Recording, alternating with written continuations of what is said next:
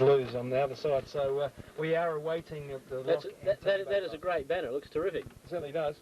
From the Tumby Bay side, from the forward lines, we've got Curtis, Garrardi, Ainsbury, Joe Cross, Craig Weckett, P. Williams. Across the centre, Webb, Whitaker, Griffiths. Conditions, and it's great to see the crowd out there. I mean, it's absolutely belting down out there, and there's what, 150 people on the ground awaiting the arrival of both these teams, and it really is a monumental law. Neither have ever won. And here comes the Tumby Bay team now. They come to a rousing reception. You can probably hear that over the. Up go the balloons. And it really is a rousing reception by their B grade, their premiership victorious B grade side, and. The boys from Tumby Bay who... the guys umpiring and getting involved in the footy, and it's fantastic. Certainly is great for Flinders footy. Okay, we're just awaiting, and here come the Lock Football Club now going through their banner, which unfortunately has ripped, but the boys for the bush are back in town. The Lock banner says Darren Rule and his charges there. The boys are grouping together and going to run through this banner as a team. Okay, we haven't got the Lock side yet to hand, but there's a kangaroo out there as well. Number 64, I reckon, is it? Cool, you got to say, start. Okay, we've got the bounce go down, and as we come through the forward line for Tumby Bay, they gets the hand pass inboard and goes to the centre forward position where a scrimmage is done. There's someone held without possession of the footy. Oh, it's too close. Umpire said he'll have it. There'll be a bounce down. He's standing too close. Okay, Crispo, we're started the game here at Cummins Oval. And the ball comes out now into the centre. The Lock player in front, tapping it forward. It's a bit scrambly to start with. Lock can't pick up the ball. Tumby Bay player, stacks on the middle. And the umpire says he'll have it. There's a bit of a to-do going on back here at centre half back too with the Lock player, which is number 65, which we haven't got in our budget, unfortunately. Anyway, the umpire throws the ball up. The rucks go at it. Ball comes down. It's in the scramble again. The players fighting desperately to get these first early touches.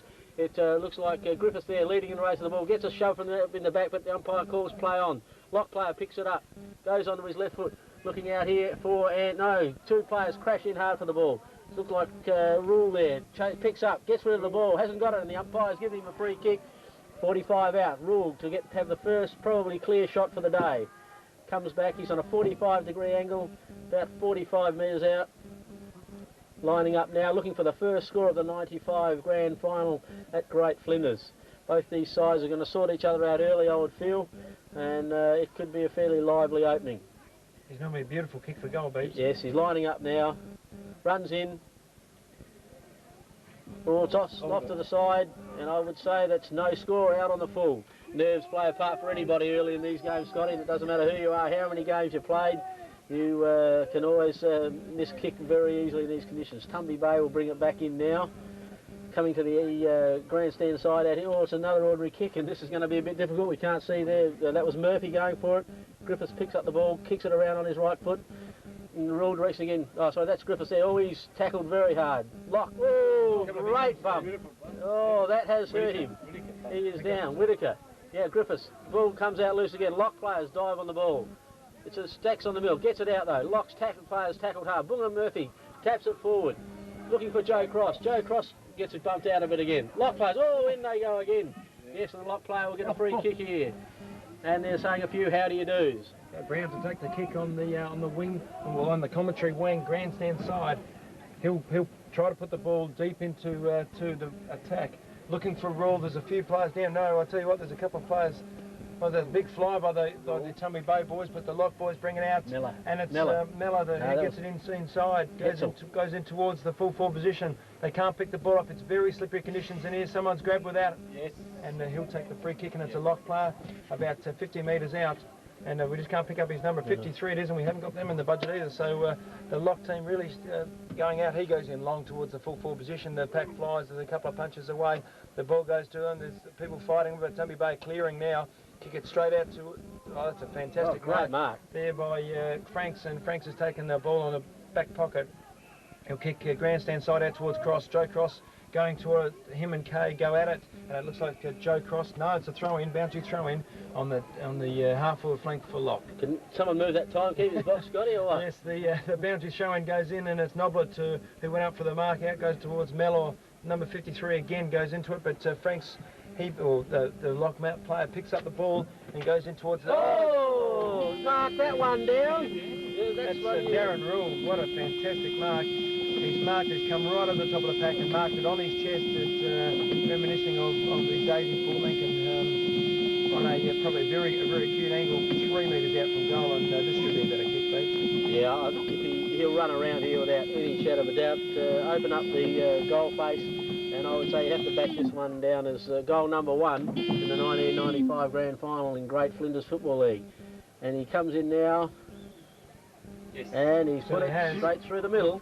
And he did it very well. Great mark and a great result. And on the Lincoln Woolworth scoreboard, that's Lock 1 goal 1 that lead Tumby Bay yet to score. That's right, and that mark would go down to the Haasmas Iama mark of the day so far. In this, we're probably in about the 6th or 7th minute mark of the first quarter, and Lock doing all the attacking. It hasn't been past the half forward position for Tumby Bay yet, but.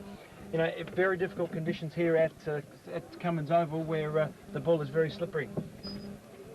Bringing the ball back into the centre, giving it to the umpire. He's even missed it, so it's going to be a fantastic day here at Cummins, where the rain is still coming down. And the umpire has it in the centre of the ground. The ruckmen go at it. We've got Gahadi. No, it's not. It's Code going up. They get the ball down towards Hetzel. Hetzel goes in towards it. He gets a throw out, but it's been taken away by Lock, and they head to the centre forward position. It's Thompson. Thompson. Well, no, Noblet's come away with the ball now. He goes through the centre of the ground. He comes out towards the half forward flank for Tumby Bay, but Beard kicks the ball over the line, and on the outer wing there'll be a boundary throw in. Yes, out on the outer side there, and I hope this rain doesn't get too heavy. We'll never see across there, Scotty. I hope it doesn't get much darker here, mate, because it's well, we can put the lights on. Anyway, the umpire throws the ball in. Code gets his hand on the ball first, knocks it down to his Tumby Rover, and he's received a free kick for too high. I'm not sure who that is. It's Webb. Who is it? Webb. Yes, Webb on the left foot, kicks it into the middle of the ground, but straight to the Lock player who does it very well, and that's Baird. Baird over to Bullock. Bullock gets on his left foot, looking here for Rule again. Oh, and that's too high. Rule's going to be a real worry for them so far. Oh, he's called play on. The Lock player gets looking now for, which is number 53. We haven't got a clue. That's Rick Hallion, mate. It is Ricky Hallion, is it? Yes. Right, so Hallion knocks the ball out of bounds in the left-hand forward pocket. I have to give it to you, Scotty, because I can't see a thing with that timekeeper's box there, mate. Certainly, it was a great mark by Darren Rule. The boundary throw-in comes in, and Code and Rule go at it. Rule takes the ball from the boundary throw, and he kicks across goal, only to the boundary line, and I think it's going to beat all players over the line. And the boundary umpire on the far, who is Joe Darlitz, on the far back pocket, will have a throw in. And, hope it's not real quick over there. Joe will never keep up. Fantastic bloke, Joe Darlitz. The ball comes in, Code goes at it. He's the only one that attacks the footy. He gives up a hand pass towards, or is it Bratton? And Bratton kicks in long towards centre back as a push in the back there, but not paid. Griffiths goes at it. He dives on the ground. There's a bit of a scrimmage there, but no one can really get the hand pass away. Someone's picked up the ball. It goes out towards Noblet. Noblet taps the ball along the boundary line, kicks along the ground, and out of bounds on the outer wing. And we'll have a boundary throw in. Lock doing all the attacking beeves at this stage. Yes, I'm not real sure which way the wind's favouring, to tell you the truth. I can't see any flags, blokes. I don't know whether there's that much breeze out there, but the umpire throws the ball in now. Code again gets that big long arm up, knocks it down towards his Tumby Bay Rover. Goes in, Hetzel gets it out there. Lock player gets it out again on his left foot. Goes long to centre half forward. Tumby Bay via Murphy, first to the ball. Knocks the ball forward into his own advantage. Bratton sockers it off the ground to Code. Code tries to make the tackle. He's well tackled, gets the handball out. Tumby Bay player sockers it off the ground. Oh, that looked like a throw to me, but the umpire's let him go. The handball from Tumby Bay to Griffiths. Griffiths on the left foot, wobbly old kick up into the centre half forward. Lock in front again, playing well. The Lock player there leading in the race for the ball, can't pick it up. Oh, Joe Cross gets bowled out the way. The ball comes out again. The umpire calls play on, and there's a free kick. Yeah, there's a free kick to Joe Cross. Yes, and the umpire's given 50. 25, I think. 25. K has given away the free kick. So did he threw the ball over? But he didn't put his arm up. Don't you supposed to put your arm on? Yeah, he did. Tap his elbow. All right. Okay, Joe Cross to put Tumby into attack for about the first time in the game. Looking out on the half forward flank there. Oh, big spoil by Lock. Ball comes out to Griffiths. He can't pick it up. Tumby Bay Players dive on the ball, get it out. Griffiths again. He loses possession. Very slippery out there. Stacks on the mill, and the umpire decides he'll have a bounce on the right forward flank for Tumby Bay. Looks like Ainsbury now going to take the knock. But the lock player wins it in front of him. Joe Cross can't get... Oh, that looked like a throw, but it's gone out there. Tumby Bay player in, looks like Curtis. Curtis handballs away. Another good handball there. On to Ainsbury. Ainsbury into the forward pocket there. Oh, that's a long kick from there, but it's 1 point only. And Tumby Bay are on the scoreboard in the 1995 Grand Final. The Woolies scoreboard, Lock 1 goal 1 lead Tumby Bay at 1 point. Of course, that scoreboard brought to you by Woolworths Port Lincoln.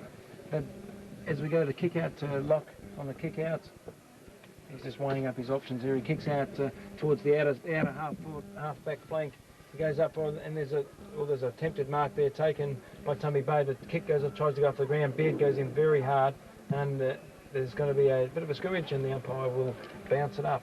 Very hard game to umpire here. A lot of the game's going to be played on the ground, and the umpires will really have to work. They will get their money's worth today. As the umpire he throws the ball up because it's fairly slippery out there, and the umpire, Code goes at it. He gives the ball down to there's a scrimmage going on, but Lock picked the ball up, and they really haven't got much method there. They come out towards the wing position.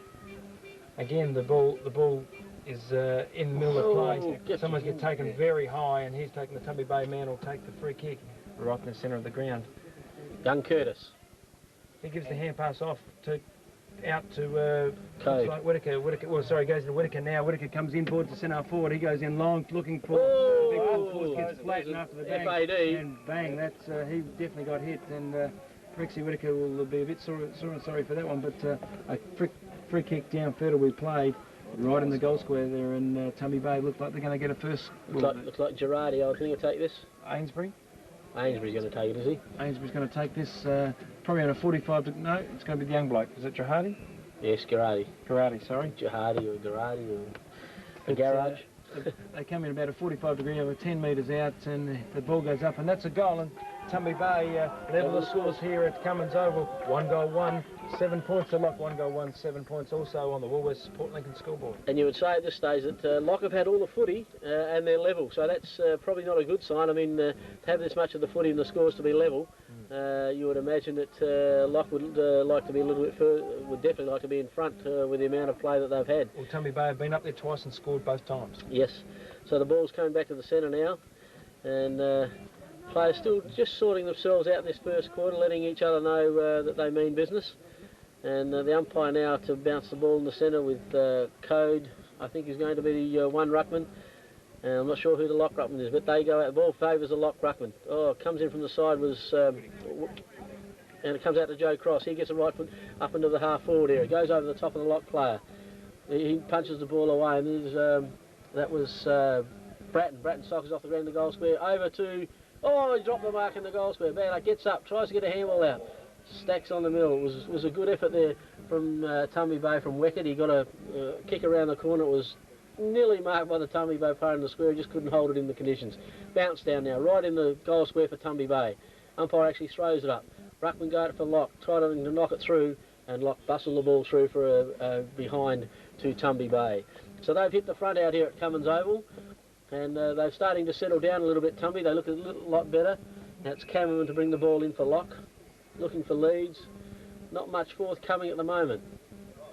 He's looking as though he's going to go to the outer side. No, he decides to go for the short one down the middle. And it's a nice pass, and I'm not sure who that is. He's not on our book either, number 11. We'll have to try and fix this up at half-time. Oh, great mark there by the Tumby player. I'm not sure, was that Whittaker? It was Whittaker. Yeah, it was a great mark. Kicks it high, doesn't do much with it. Good spoil from the lock player. Oh, in they go. Down they go. 9 pins. Oh, the handball out from Griffiths. Curtis drops it. Gets onto the lock player. Gets onto the left foot. Looking out here for Rule again. Yes, he's played too high. Oh, there's a Tumby player down there going. Oh, you watch the fights, I'll watch the footy. Rule to take the free kick. That looked like Whittaker down there. A big screw punt from Rule up into the square. Comes down, Noblet, handballs it out. Gets it on the Franks. Oh, he's tackled too high, and the umpire says he'll have a free kick. And Okay, she's on there. the scrimmage at centre back is cleared up. It looks like Rixie Whitaker, he's on the ground at centre back and he doesn't look very well at all. Yes, he doesn't look well. Frank's coming out here into the centre wing area. High kick. Joe Cross gets in there. He's called. That was a bit of a soft free kick, Rule. He's had a big term already. Had 5 or 6 kicks. Looking up into the centre half. Forward. Oh, goes the top again, off the side of the boot. Big Code, can't hold it. Comes down the ground. Oh, in they go again. Strong and hard. That hurt too. Lock player on his left foot. It looked like Thompson. Oh, should have made better than a left foot and he's missed. And 1 point only to level the scores again here. Looks like Whitaker's all right. He's up on his feet. Up on his feet, but I bet he's a little sorry for his troubles. But the ball comes in. Tumby Bay bring the ball in quickly. Out there, old Tumby Bay player drops the mark, which was Laurie. The lock players dive. Tumby Bay player dives on it now. Gets it back in towards Franks. Franks pushes the ball towards the boundary line and it goes over. So fierce opening there, the few minutes there. As I said, they're still trying to sort themselves out here. The umpire throws the ball in. Ainsbury takes the right. And he's got a free kick for over the shoulder. The umpire deems the opposing ruckman was over the top. That was rule. Ainsbury kicks out wide on the centre wing, looking for and finding in a good mark there was Webb. Played on. And it's out of bounds. he played on, he threw it out of bounds. So a couple of tense moments there for the Tumby Bay boys, but on the outer wing, the boundary umpire throws it in, and we've got Ainsbury against Page, and the ball comes down. And we got a scrimmage, a fairly high tackle there, but no free kicks, no beg your pardons out there. This is country footy at its best here. We've got rough and tough and tumble stuff out there today. As the ball boundary throw in comes in, we've got Page and Ainsbury go at it, comes in towards Webb. Webb tries to get the ball away, but again the scrimmage, but Lock puts it away, or they bring it across the ground, and there's a mark there taken by Thompson. Thompson gets the ball, he goes out towards the half-forward flank. Oh, that's a fantastic mark there by, looks like Bulldog. Mello comes in. Oh! There's a Skinner's taken the mark, and was lucky not to give a 25-metre penalty away, but he's marked probably 50 metres out, dead in front. Struggle with the distance, I would imagine here. You reckon you will? Yes. You reckon he will? But that was a beautiful mark after on the second attempt. Okay, Skinner's taken the ball. He's going to take his time. He's going to have a shot. As I said, 15 metres out. Probably kick from 45. Straight in front. Skinner walks in. Here's the kick. The kick goes long. It's not a bad kick off the boot. It's a tumble. A punch from behind by it looked like Rule there, and there's a boundary thrown deep in the forward pocket for no. There's a free kick being given. And Tumby Bay player in front over the top. Right, so he goes in board, and they go right across the other face of the goals out towards the outer wing, where there's an excellent mark in there by always coming in Tumby Bay, and Webb's giving it off to looks like Griffiths with the ball now. He goes out to the outer wing, and what we've got it there, we've got Barnell, who went for the footy but didn't get it. Comes off the ground. There's a bit of a scrimmage to try to kick off the ground. Griffiths goes in hard, but the Lock boys through Page, he comes out. There's a kick away. Looks like Rixie Whitaker, who's been in the thick of things this afternoon, but the Lock boys take it away on the half. Oh no, he's given it away to the Tumby boys. They go in board, looking for Cross. Cross dodges and weaves, and he gets a kick in towards Frank's right across centre half forward, goes in, and it looks for the full forward there. That's a great mark there, taken by Gahati, and he's taken a mark 40, probably 45 metres out for goal, dead in front. Joe Cross really set that up, Beebs, just then. Again, use of the footy, that was the big difference. It's going to be hard in these conditions. Players are trying to use the ball and do the things that they're obviously not used to a lot of wet weather. They've got to realise that it's wet weather footy today. One handball, then get the ball onto your boot. None of the fancy stuff today. But Girardi lining up now from about 35, 40 out, comes in, no, he's faded it to the right, and that's another point.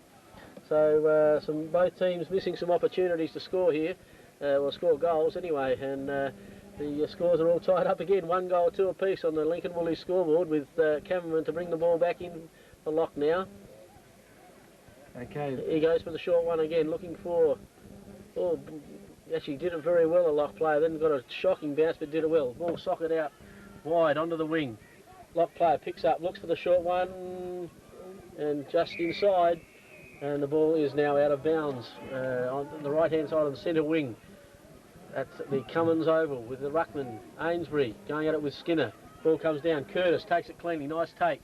Gets it away quickly on his right foot, and he's dropped the mark there. It was Girardi, but he gets a free kick. I think it's Girardi, is it? No? No, it's Code. The big ruckman resting in the forward pocket. He kicks it in long, looking for Jihadi now, but there's a lot of people around there, and Kay picks up the ball on the half-back flank, goes inboard towards Skinner. Skinner, he's met very heavily, but they're Curtis at the bottom of the pack, and Yes. Oh, that was a shocking decision by the umpire. Curtis got on the footy. He dove on the footy. The other bloke dives straight on top of him, and Skinner takes the ball away for Locke. He's got a kick deep in the back pocket for Locke. Oh, that was a shocking decision. The guy's trying to get the goes in short. We can't see this because of the benches, but it looks like it's a mark taken by Locke. Wexy Whittaker standing the mark, but the Locke blow comes out towards the grandstand wing where Rule shepherded the man out for the Tumby Bay, and that's right. That's what he's picked it up, and it looks like Loudon's going to take the kick away. So Loudon for Tumby Bay on probably between wing and half forward. He's going to send the Blues into attack. Loudon looking for the leads that are coming, goes in towards the centre forward position. The pack flies. It's a nice mark, but not paid because it went straight through his hands. But to Rule again in the thick of things here. That's an excellent cross on the bottom of the pack there. But it looks like we're going to have a throw in right on the outer wing, on the grandstand wing. Sorry. The scores here at Cummins Oval, Tumby Bay 1 goal 3-9. Lead Lock 1 goal 1-7. Ainsbury, big punch down there. Joe Cross soccers off the ground towards centre half forward. The Tumby Bay player in front, gets hit from behind by the Lock player. He takes it away now though, that's Bulldog. Bulldog on his left foot, but kicks it straight, and Murphy takes the mark in the centre of the ground. Plays on, he plays on, came way over the mark. I can't believe the umpire called it. Anyway, they go in there, forgot about the ball. Thompson picks up, does it well. This is the handball out wide on the Lock player. He's clean out, hurry, he gets his kick. Gets it looking out wide there for, looks like Hetzel. Hetzel leading in the race to the ball if he can keep it in. Yes, he does. Comes round. You can see he's going to come round to his left foot. Shocking kick into the centre of the ground. Tumby Bay player in, Webb picks it up. Played a good game so far, Webb. Kick short. Lock player marks. Gets onto his, but another shocking kick. It's obviously harder there. Hetzel first to the ball. Gets the handball. No, he doesn't. Gets back into it. He's too high, and he'll take the kick. It's Hetzel now looking. No, is it Hetzel? I'm not sure it is. Is it Hetzel? Yep. Looking, he's about 45, 50 out. Can't score from there. He's looking for leads. Looks like he's going to bomb it in long. Probably Rule in there. He's got a couple of ruckmen. He's got that big ruckman for Ainsbury and Loudon. 2-1. No, he goes for a lead now. Rule leads, but it's over his head. Tumby Bay player, that was a good mark there by Barnwell. Barnwell comes out, Whittaker on his right foot, kicks short, looking for Franks. Took it. Umpire calls play on. Just about. Anyway, the ball's on the ground. Good tackle by the Tumby player. Another player pushed in the back there. It's right in front of the competition here as they fight for the ball, and it goes out of bounds right in front of us here. Okay, the boundary thrown. It looks like it's very rough out there. Don't worry about that. The boundary umpire throws the ball into three. He threw it at centre forward, but Skinner goes in at it, and he's in the bottom of the pack, and that was holding the ball 5 minutes ago, but the ball comes out towards Kay. Kay goes in long, and he's found a Lock player, and it looks like Mellor. Mellor's taken the ball probably 30 metres out on a 45-degree. Darren Rule telling him to settle down. Graham Richardson comes onto the ground for Tumby Bay, and he'll rough a few things up, there's no doubt about that. But Mellor, 45-degree, probably 35 metres out, going a deliberate shot for goal. He runs in. It's a nice kick off the boot. I reckon it might have faded to the right. The pack forms comes off hands, and it's a point. So Tumby Bay 1 goal 3-9, lead Lock 1 goal 2-8 on the Woolworths Port Lincoln scoreboard. There's certainly no beg your pardons being asked out there as the Tumby Bay player brings it back, goes to the outer side looking for Webb and finds him. This Webb's played a very good game so far. He's got lots of touches. Trying to break free of the player now. Gets onto his left foot, looking out there for the Tumby Bay Lock chip in front. The Tumby Bay player dives in front and knocks it, and it's gone out of bounds on the far side. They may have to turn the lights on here later on if it gets any darker. Yeah, you're right there. Raining and dark here at Cummins Oval. And the ball's thrown in. It's Cross. Joe Cross brings the ball around on his right foot, looking in the centre again. Good space kick if Tumby can get. Comes to Murphy. Murphy gets the handball out to Noblet. Noblet on the right foot. Wobbles one up to centre half forward. Tumby Bay player leading in the race to the ball is Girardi. Girardi picks it up. He's got the gloves on. Trips over. Gets the handball out though. Broke through beautifully. That was Weckett. Got a shocking kick off the boot. Did all the good work, Scotty, and then spoiled it with the kick. Certainly did. He broke through 3 or 4 of the players there, picked the ball off the ground and then hurried it onto the boot, and unfortunately Craig Wickett just mistimed that one, but the ball, umpire Darlip throws the ball in, throws it to centre forward as well. There's a couple of big throws here. Gets the ball down towards Richardson. Richardson gets a quick snap away, but it's gone out of bounds on the full, and it looks like, well, it will be locked. And Richardson has just come on, by the way. I'm not sure who he replaced, but I just saw him run on out in front of us there, so he's on the field for, I'm not sure who it will be. It might be, no, Curtis is there. I'm not sure who's come off for Tumby. Cameraman taking the ball deep in the back pocket for Locke. He goes up towards the half-back flank, the pack forwards, but underneath it, the big man Ainsbury has taken a fantastic mark on the half-forward flank, probably 15 metres out on a 45-degree angle. So Ainsbury, he'll have to go short because the big blokes can't kick that far. Oh, he goes very short. That's a nice kick too. And great take. Williams of Tumby Bay has taken the ball. Young Peter Williams used to play the season. Comes from Cow. Played the seasons down in Lincoln with Tasmans. Did he? And so he's not a bad footballer then. Played for a good club. So he's. I'll hold my judgment on that one. But Williams goes in for the kick. He's going with a deliberate shot. He goes. That's a nice kick off the boot, but it looks kind of drop short. A couple of the blokes fly. Free kick. There's a free kick straight away, and it looks like a Hardy. Is it? Yes, it is. Yes, it is. No, it's Code. No, it's Code. The resting ruckman looks like a Lock. Having a bit of problems with these resting ruckmen. Well, the thing there was that it was actually Girardi that crunched the pack, came from the side, crunched the pack, and the Lock player was cannon into him, and he's been given the free kick. Okay, Code goes in. It looks like he's kicked the goal, and he has, and that takes Tumby Bay to 2-3, 15 to Lock 1-2, 8 on the Woolworths Port Lincoln scoreboard. Well, Tumby Bay, they really look like when they go into attack that they're scoring, aren't they? Yes, and that's the big difference, that when they get it up there, they've got those big blokes up there. Even in conditions, they're still giving Lock some trouble. They're trying to jump all over and bring the ball to ground, but in doing so, unfortunately, they're giving a few free kicks away, and it does make a difference. Both the times that Tumby Bay have scored goals, Joe Cross has got the ball on the outer wing and he's come back inside and gone right across the other side of the ground till running, and that time it was Murphy, and they really look, and Joe Cross is playing very well. Right, the umpire now in the centre to bounce the ball. Good bounce. Ruckman go at it, and the Lock player wins the ruck, comes to ground though. Lock player gets a boot to it. Joe Cross off the ground, looking out there for Richardson. Oh, Richardson's been held onto it. Oh, umpire calls play on. Tumby Bay player comes out of defence, makes a mess of it, but yes, and he's called him holding the ball. Oh, a bit unlucky, I feel, but anyway, especially in these conditions. The Lock player now looking at centre half forward.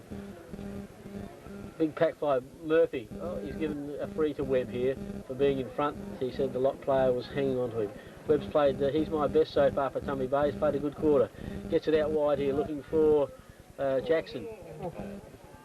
Thank you very much. The Lock player in front has taken the free kick or mark, whichever you prefer. He's got to get up first. That was a very high tackle. Oh, he's a big hang on, he says, I'm not sure which day it is. No, well, he's not very well at all, and it looks like Kay took the kick. Looking out here and finds number 53. It's Ricky Hallion. Ricky Hallion gets onto his left foot. Looking out for a real beautiful spot. Oh, in front. Well played. That was excellent football. Beautiful pass there, but he's going to struggle with the distance, I feel, Ruley again. He's probably a good 50 metres out. We had a shot from here before and kicked out the full. Let's see if we can improve on that one. A bit further out this time, I feel, but anyway, he's lining up. In he comes now. Deliberate run, comes in. Yes, he's done. He's trying to kick it too hard again, too far out, and he's kicked it down on the full.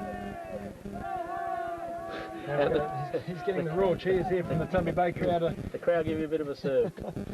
He's had 2 kicks. And the Lock player coming off now. I'm not sure who it is, but he's. See number 10. I reckon it looks like it's. There's no 10 in the book.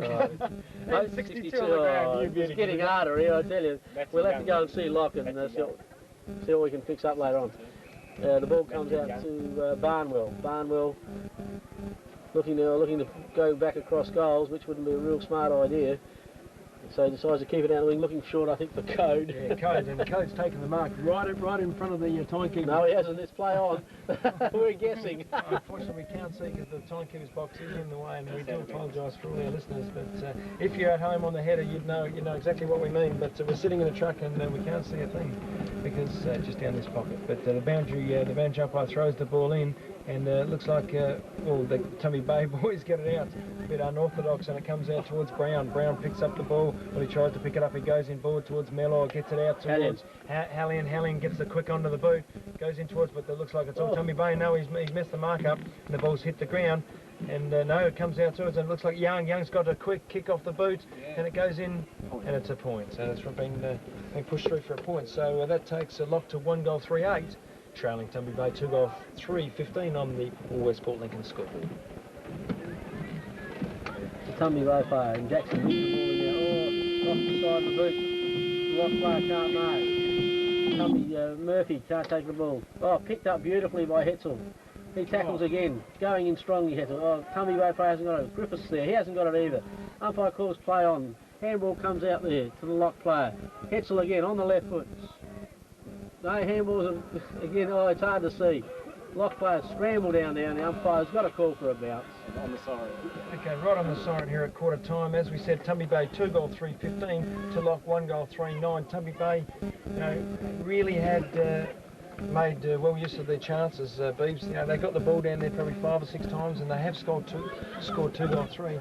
Whereas Lock, they really fumbled the ball around half forward and didn't kick long.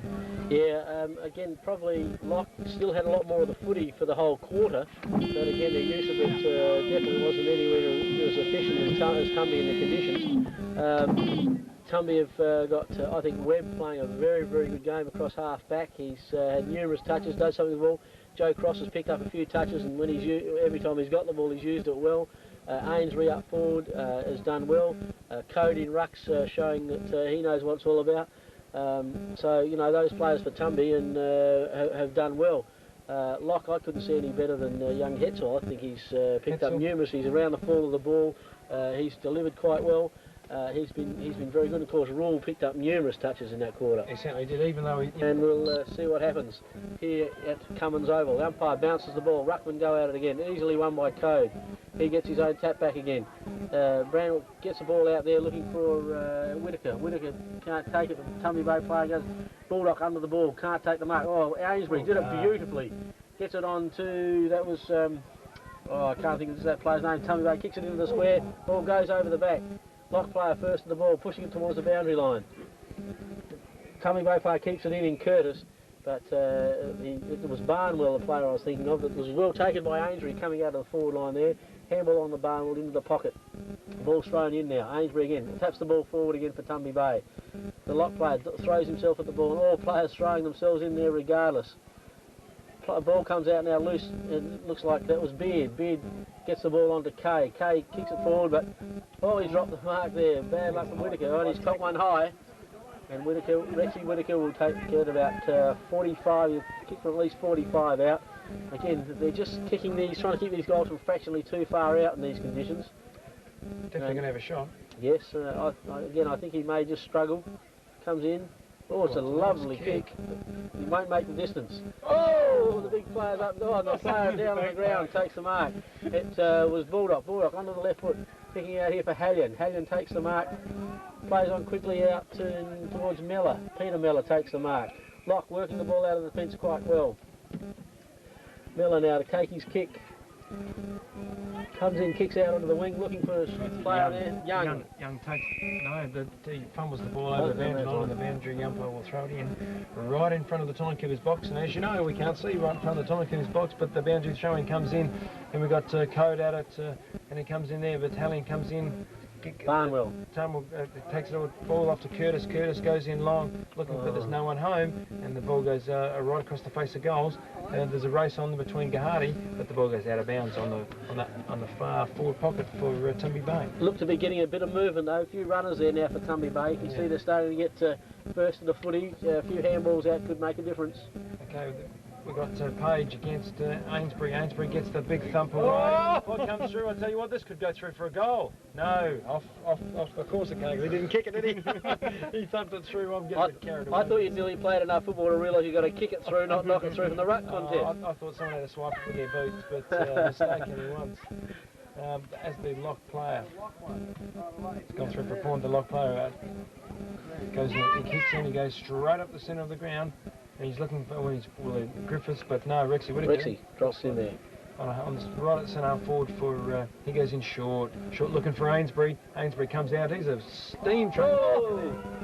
Oh, it looks like someone's been given an elbow after that. That was, well, he's not on it. This is Burrows. Yeah. Burrows gave an elbow to the bloke that probably made it look a little bit worse than what it was. But I think you should, he definitely took an academy dive there. Ainsbury goes in short looking for, and trying to find Wicket.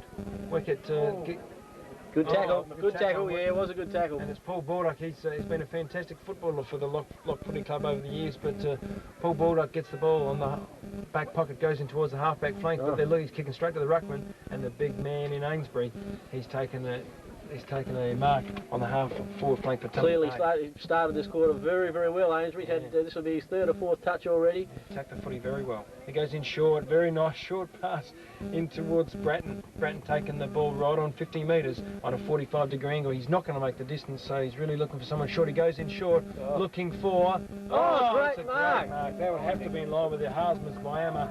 Oh, and he's given a bit of a kick. Oh no, I'll tell you what, the frustration's here, but the gentleman that's taken the mark, he just hasn't turned around yet, we just can't pick him up. It's 15, it is Craig Wicket, and he's taken the mark of probably 30 metres out directly in front, and that definitely at the moment would be the Harsman's Miami mark of the day. He got a bit of attention afterwards and wasn't very happy about it, but Craig Wicket. I suppose if he's down there, you might as well have a swipe while you're there, you know. Well, that might be the way you used to play footy. I used to get the kicks. We've got Michael Blewitts in the commentary team with us today, and Michael never had the chance, of course, to report me. He's swayed it off the side of the boot, and it's gone through for a point, and that'll take Tumby Bay to 2-goal 5-17 to Lock 1-goal 3-9 on the Woolwest Port Lincoln scoreboard. Yeah, missing some opportunities here, Tumby Bay, to sort of skip away and take the game out of Lock's reach. Lock bring the ball back in now to this grandstand side. The players up, Lock from the player from behind first to the ball. That was Beard socket off the ground. Oh, the Lock player overruns it, gives a chance to Franks. Franks gets a handball out towards Brown. Barnwell. Barnwell knocks the ball forward, and we've gone behind the side. Goes out of bounds on the. Looks like there's a bit of a free kick here for Tumby. Tumby Bay picked up the free kick. Looks like there was a bit of indiscretion. And as I said, the Tumby Bay boy just getting the ball now. I would say that it's. Could be Franks. Barnwell. No, it's not Franks. No, Barnwell. Barnwell takes the. He's going to take the kick. As I said, we can't see this, but we expect he's going to take a kick. He kicks it in towards the full forward position. Ainsbury up, and there's a big pack forms, and the boundary umpire will throw it in right next to the boundary post for Tumby Bay. Is that the behind post or the boundary post? Both. It is, isn't it, both? Okay. The ball's thrown in, comes over the back. Lock players first of all, handballs the ball out to Kay. Kay comes onto his left foot, kicks it short looking for Skinner. Skinner takes the ball cleanly onto his left foot, back to Kay. Good football, Lock, well played. He goes the ball into the middle now, but nobody there. Nobody there at all for Lock, and Murph, is it Noblet? Noblet. Comes onto the left foot with his awkward kicking style. Looking at centre half, two Lock players go up. He's tackled, that's dropping the ball. Franks picks up the ball now. He gets the handball out. Oh, no! And there's an altercation afterwards, but Franks was going to hold the ball. And Skinner will take it. And 50 metres has not touched his elbow, so there's 50 metres, and if he doesn't calm down, it'll probably be another 50. Yeah, well, you know, I shouldn't say much about the umpiring, but I mean, there was... It's a fairly short 50 metres. No, it was only 25. Didn't tap his elbow. Okay, the ball goes out to the half-full flank for Lock, and there's a high... Yes, free in the back. Yes, hanging on, and that'll go towards Glover. Kieran Glover. First touch, I think. It certainly is. Kieran Glover looks short, but he's going to go long now. He's got the ball 45-degree angle. It's always a 45-degree angle, and he's about 45 metres out. But Kieran Glover goes, he's not going to make the distance. There's not a hope in hell he's going to make the distance, and he goes in long. The ball's going to fall short, and the big fellas for Tumby Bay in code goes up, but the ball hits the deck and it comes off. It's being scooped out to the centre there, and it looks like Hallian's picked up the ball. He goes in board. to the lock player. The lock player dodges once, dodges twice. He's going to have a shot for goal. And he's kicked it out of bounds on the full. As we say, conditions are very, very wet here. Not conducive to football in any sort of manner. But the ball comes in for Tumby Bay to the half back flank, and Weckett goes up. But the Lock boys take the ball off the hands, and it looks like it's going to be a scrimmage. And the umpire said, "It's mine, gents," and I'll have a bounce. Yes, it's the rain's pelting down out there at the moment. There's the sun behind us, so there's a chance that the umpire throws one. Cody gets the tap clearly down to the Tumby Bay player. He kicks it out on his left foot, looking for the boundary line out wide, and did it pretty well. And the ball goes out of bounds on the far side, right in front of the Rowan's shell distributor sign. As thank you, Scotty, put some windscreen wipers on for me so I can see. Thanks very much, mate, I appreciate that. The umpires now, the boundary umpire throws the ball in. Page and at the back, Griffiths takes the ball in his hands, tries to break away, can't do it. The lock player grabs him, and the umpire says, "I'll have it, fellas." It's a bit scrambly in there at the moment. The umpire now will throw it up. He does. Page and Code up again, gets the ball down towards Griffiths again. Griffiths can't take it cleanly. It looks like Joe Cross. He handballs to nobody. The lock player gets in there, scoops it out of the umpire, calls play on. Handballs out to Hallion. Hallion on the left foot, a little short ball. Joe Cross chips in front beautifully. Gets the ball back in there in the centre half forward. Baird tries to take it one hand, can't do it. The Tumby Bay player, Weckett leaves it for the other Tumby player, Webb onto the left foot into the square. Well attacked by the lock defender there in Cameron. Cameron, a big punch, and it'll go out of bounds. Well spoilt there by Cameron. Certainly was. Gahadi really trying to play driveway the football there, trying to keep the bloke behind him. He's not going to do that. He's got to attack the footy. Exactly. He probably could have taken the mark on his chest if he had gone forward. Anyway, the umpire throws the ball in on the far side. Ainsbury this time up high. Lock player Hetzel diving in there, battling hard for lock.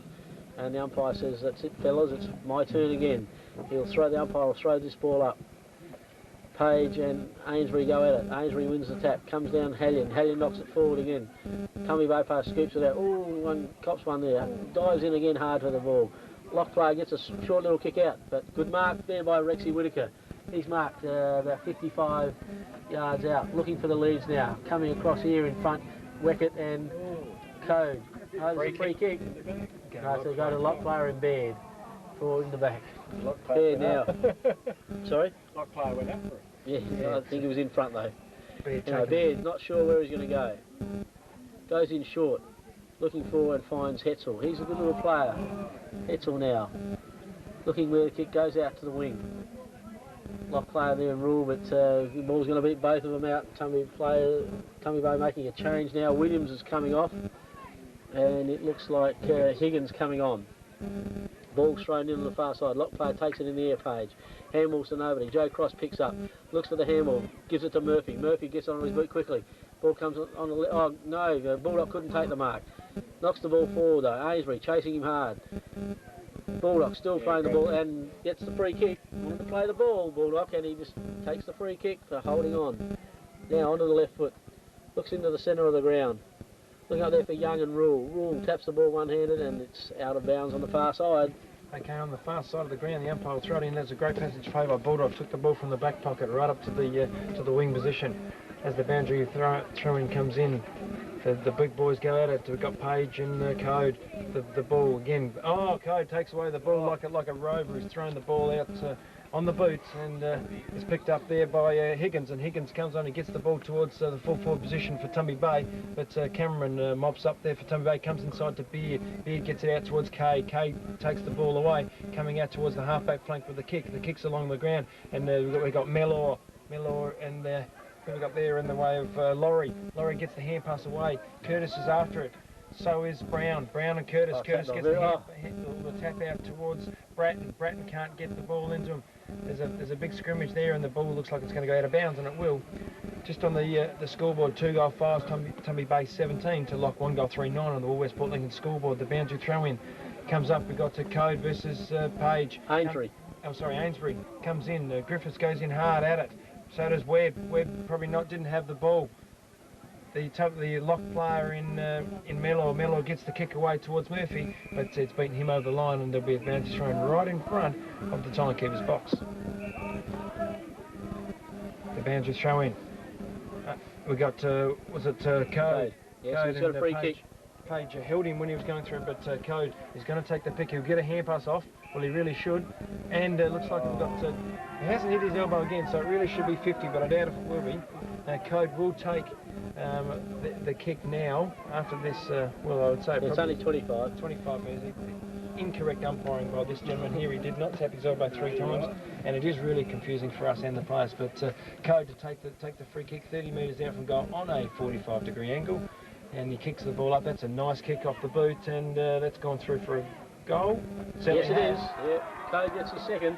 And that takes Tumby Bay to 3 goals 5, 23 to lock 1 goal 3, 9 on the Woolworths Port Lincoln scoreboard. Yeah, very important in the context of the game here that it's broken a deadlock. There's hardly been any score in this quarter, and I mean that lead doesn't look much, but in these conditions it can mean an awful lot to a side to have a 2-goal 2 lead. Can be very, very hard to get back. So very important time for Lock. I really think they need to get the next goal to stay in the game. They're gone. Oh, here we go. We're back at Marble Range and Mallee Park. No, Lock just look like they really are struggling. They haven't had any of the footy in this quarter at all, really. They have no clean possession, and the umpire's about to put he's going to throw the ball up. He's just indicated. That's the first indication that gentleman's given all day. But the ball goes up, and the 2 ruckmen go at it. But Tumby Bay really look like they've got the goods. There's a scrimmage in the centre of the ground. Skinner sitting over the top of the ball, and the umpire, my mate there, he's going to have a throw up. Yes, you're not winning any points from these umpires, Clarky, I'll tell you. Page knocks the ball to nobody. Webb takes the ball in the hand. Comes out to Joe Cross. Joe Cross quickly on his boot. And in front. Oh, handball's on. Left foot onto Bratton. Oh, and he's kicked point only. Weckett, I thought, should have had a shot from there. I mean, it's not the conditions to be handballing off to somebody that was under more pressure. If it was dry weather, you can understand it. But anyway, that's the way they play the footy, and at least they're trying to get the ball moving. It's now Cameraman to bring the ball in. Looking for Lees, but not a lot offering again. Looks like I would say he's just going to go straight down the middle, taking his time. He's still undecided. But the umpires probably won't pick this one up. No, I wouldn't think. Oh, yes. It's taken 10 minutes to kick this footy. He's finally gone right to the outer side there now. K up, can't take the mark. Recovers well. Yes, and he's got one too high, and K will take the mark. Take the free kick, correct? Yep. Now K, take the kick, looking out wide there for Young on the lead. Goes towards that player.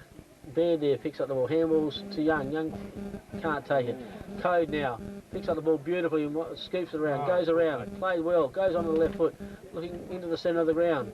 The ball comes to Webb. Can't take it. Goes back in there again. Oh, Lock player hasn't got the ball, and that's exactly how the umpire sees it. Good call, Dave. And that's Miller. Miller goes onto the right foot, comes out wide, looking for Hallion. Oh, great mark. He's a good lad. He's got good football skills, this lad. Plays on. Oh. He loses the ball. He's very unlucky. The umpire probably should have given him a free kick for the player coming from behind the mark. But they've decided to have a bounce right in the centre of the ground. The umpire throws the ball up. Ainsbury this time against Page. Ainsbury wins it straight down across. Cross gets it forward to Whittaker. Whittaker gets clear, looking for a short lead there in Weckett. Lock player in front. That's the new player there is just Stratford. Stratford can't take it. Bulldog can. Kicks it clear, but straight down Ainsbury straight. Ainsbury takes awkward kick style, looking forward. Weckett can't hold the mark. Comes into the road. Higgins off the pack, but straight into the Lock player, into the square. He's looking out wide here now. And the Lock player takes the mark. Plays on quickly. Looking short again, looking for Skinner. Skinner takes the mark. Oh, and plays on. Oh, and she's on here. Oh, uppercut. Oh, here aren't very happy at all. And this gentleman here in Webb broke his nose. Webb's not very happy at all. This is on. Well, this is on in here, and this right in front of the poetry team. Come from everywhere. There's some haymakers going here. This is not good for Great Flinders footy. And it's on here in front of us. She's an all in. She's going again. The trainer got over. So this is all in here. This is a shocking scenes in Great Flinders footy. And the umpire calls play on. Tumby play. Gets a number 11, that's Higgins. Yeah. For Tumby Bay got hit high, but... well, I don't know how many times the umpire would have got the book out then, but it certainly would have been a few. I saw 8 or 9 right in front of me. Now Higgins to kick about 45 out. There's definitely tough stuff out there, and he goes in towards Code by the looks of it. Yeah, No, well, good tackle. Okay, Bulldog gets the ball, he gives it out to Curtis. Curtis goes Well to the done. back. He's Did a it little bit well. worried there, and he gets a hand pass there. He really should have kicked that. Definitely. Rules down there too in the back lines, but it is Page. Page comes through, and that's Rexy Whittaker goes to the bottom of the pack, and the umpire's called for a bounce, and probably a little bit of control. And here we go. The umpire's taking this. That all in is now finished, and we're back to playing some football. I don't think Mr. Weber will be playing the first few games of the next year. Oh, she's on again. I can't believe this. This is all on again in here, but Noblet getting what's the fight speed here? What's the footy? Anyway, the ball's up there, Lock trying to take it. It's a free kick to Lock up there in Bulldog. Right. The ball goes out wide now, finding Rules knows what it's all about. You're out here to win the football match. He gets the ball on quickly to Lock. Noblet just been reported. No kidding. Anyway, the ball's out on the flank here. The umpire decides he'll have the ball that stacks on the mill. And yes, the players have got to get back to the footy now, especially with the Lock boys. I think they can't afford to let Tumby throw them off the game. They've got to kick goals to get back into the game. The umpire throws the ball up. The ruckman going at Rule and Ainsbury. This time the Lock player grabs the ball. Goes out there looking for Hetzel. Hetzel turns on the... Umpire's just thrown in. Anyway. There's no love lost between these two teams. No. Both teams want this grand final more than anything. It's their first one ever, so they'll do anything to get it. The umpire throws the ball in now. Ainsbury goes with Page. Ball comes out to Kay. Good handball out to Skinner. Skinner looking short and finds Rule. Looks like the trainer wants something over there, the other side. Rule goes as long as he can out there in the direction of and finds Hallion, I think, is it? Certainly is. He certainly played very well, he's called a Hallion for Lock. Gets the ball on quickly. Looking up there for Tumby Bay player Murphy, gets in front, chips in. Lock now, got a chance now, socking the ball up. Here's their first chance for the quarter to get a score. But the ball goes out of bounds. And as the bodies clash over there, two players that are good hip and shoulder at each other. That's the way it should be played. Hip and shoulder, fair and hard. Anyway, the Lock players with Ainsbury goes up. Comes over to the back of the pack. Noblet sockers the ball forward. It looks like Joe Cross there to me, the way he played the ball. Picks it up beautifully. Handballs on to Bratton. Bratton gets onto his left foot. Looking up there for Weckett. Gahardy and Weckett crash into each other. That's hurt. That's Gahardy. That hurt him. Definitely didn't do much good for him. The Lock player sockers the ball off the ground here. Miller keeps it in play. Looks short. And the Lock player now, he keeps it in as well. Murphy sockers off the ground. Picked up by Franks. Gets himself into trouble. Gets out of it nicely. On to Stratford. Stratford on to Franks, onto his left foot. Right in front of us here. And Higgins... Bit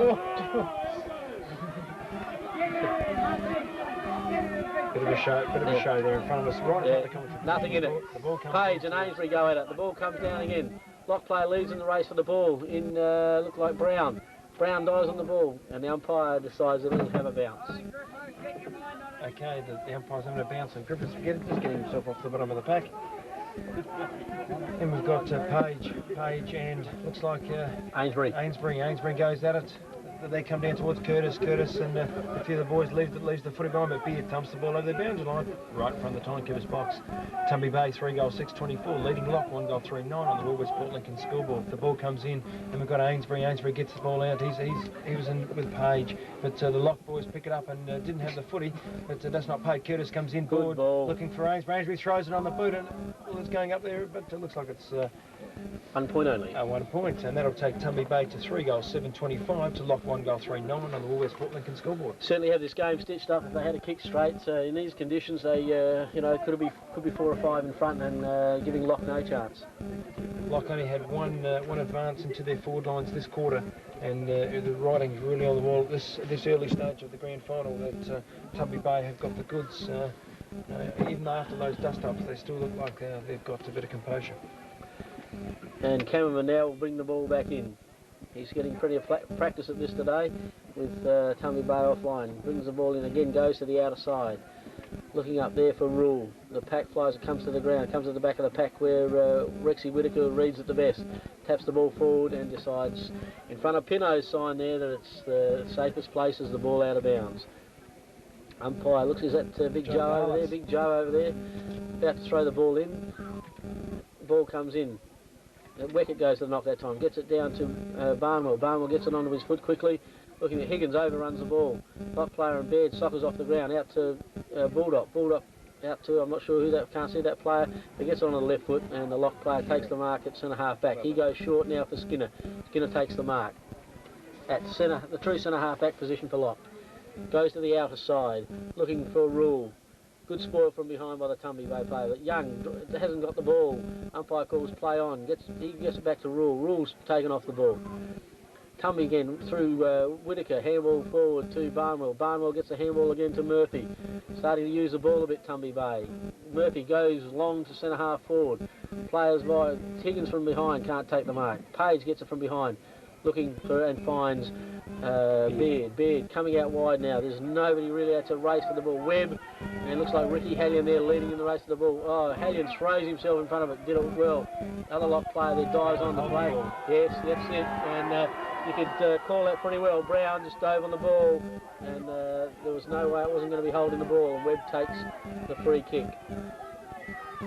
Looking short into the middle of the ground. Not a very good kick, but Rex Whitaker's up to the task, and he takes the mark. Webb coming off. Webb coming off there. Williams coming on. Peter Williams, the bloke who played for Tasmans. Yes, and that was Whitaker up to the back. Comes to the back of the pack. Code dives on the ball. Knocks. There's also Curtis. Hasn't got the ball. Does it well. Gets it out of the pack. Out to Weckett. Weckett now. Handballs to Williams. Oh, Williams drops what he should have taken. Skinner overruns it. Keeps it in front of him off the ground. Looking at Franks now. Franks picks it up cleanly. Check side on the run, but I'm not sure who to. Looks like it's come up. Yeah. Throw the ball in. Yeah, throw it in. So at the 24-minute mark of the second quarter, Tumby Bay 3 goals 7-25 to Lock 1 goal 3-9. As the boundary ball, the boundary throw-in comes in, looks like Rexy Whitaker going at it, but the Lock player picks it up in Brown that comes in towards, and it's gone out of bounds, and the umpire will throw it in. No, there's going to be a ball up. A ball up. Umpire has decided that it'll be a ball up. Rexy Whitaker comes off and Webb goes back on. So Rex obviously deciding he wants a bit of a break. As the ruckman go at it, the tap comes down. The lock player picks the ball up, and he gets it towards a Mello or Webb. And we've also got who we got there, Batten. But Bratton gets a free kick. Certainly does. Oh, calls play on. Still play on. The umpire's really confusing us here at. Griffiths give one away. Again. But Griffiths dealt with,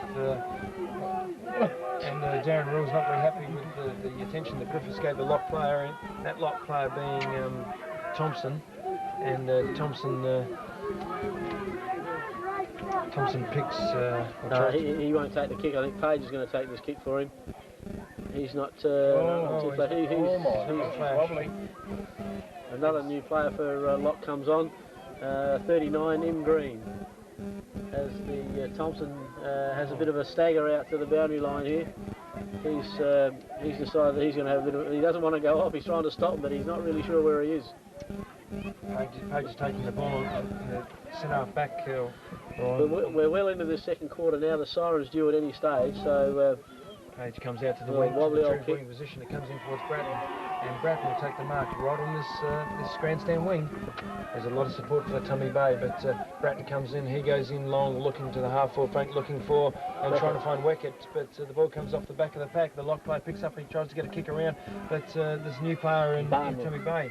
Oh, gets a high tackle on the lock player, but Cross picks up the ball. He's tackled once, he's tackled twice. He gets the ball off towards Curtis. Curtis goes in long, and he's kicked a goal, and that could be the Cummins punt specialist goal of the day so far. A great build-up by the Tumby Bay Footy Club, and takes them to 4 goals 7-31 to Lock 1 goal 3-9 on the Woolwest Court Lincoln scoreboard. Again, Joe Cross showed his class, kept his body over the ball, took the bodies coming at him, did it very, very well. Got the ball on to Curtis, and the best finish we've seen all day. That was brilliant. Balanced there, beauty, and the lock player was coming at him at 100 miles out, straight at him, so he did it very, very well, and that was the best bit of footy we've seen in this game so far.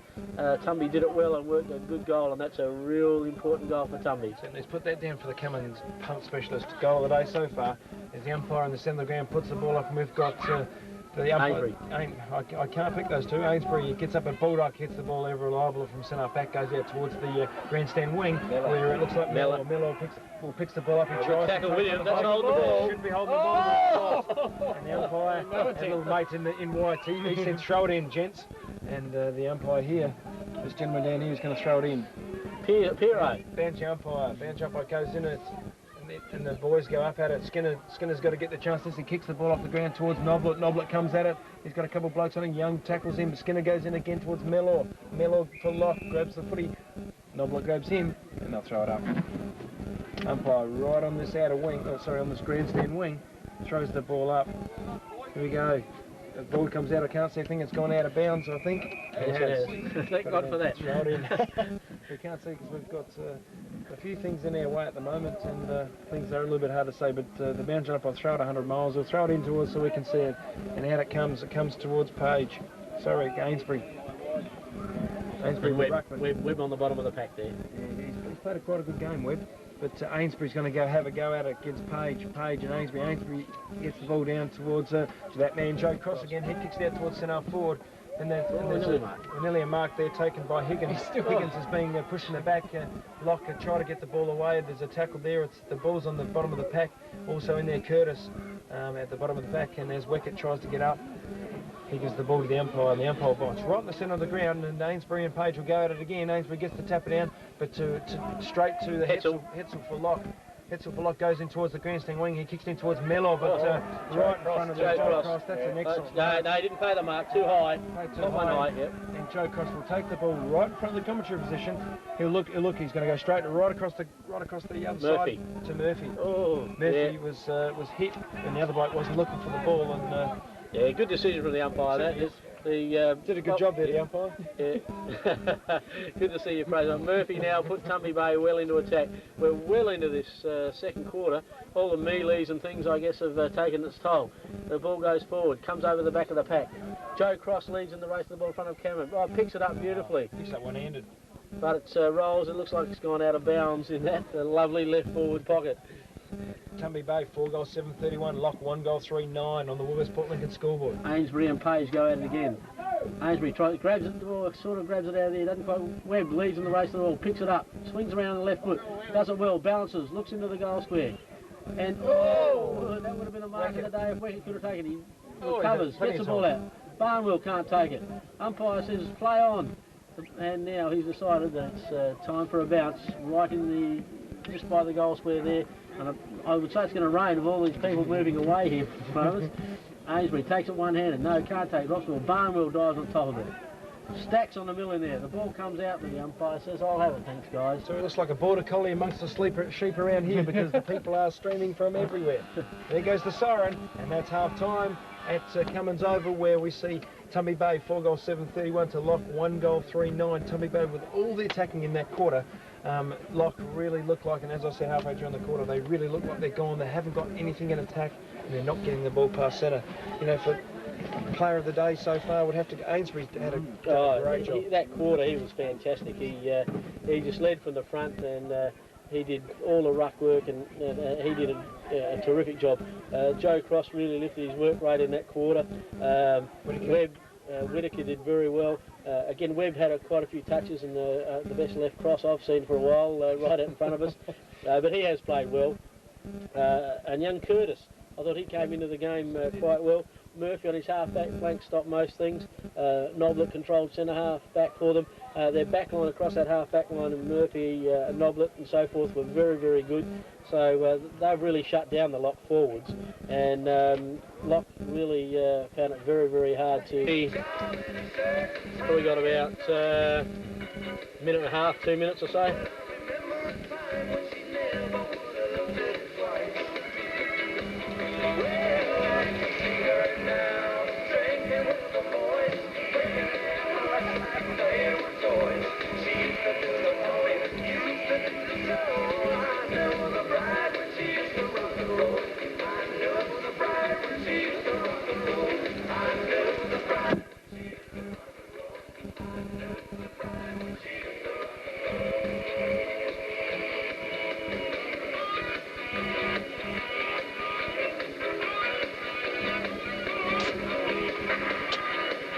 At it again. Code gets the knockdown.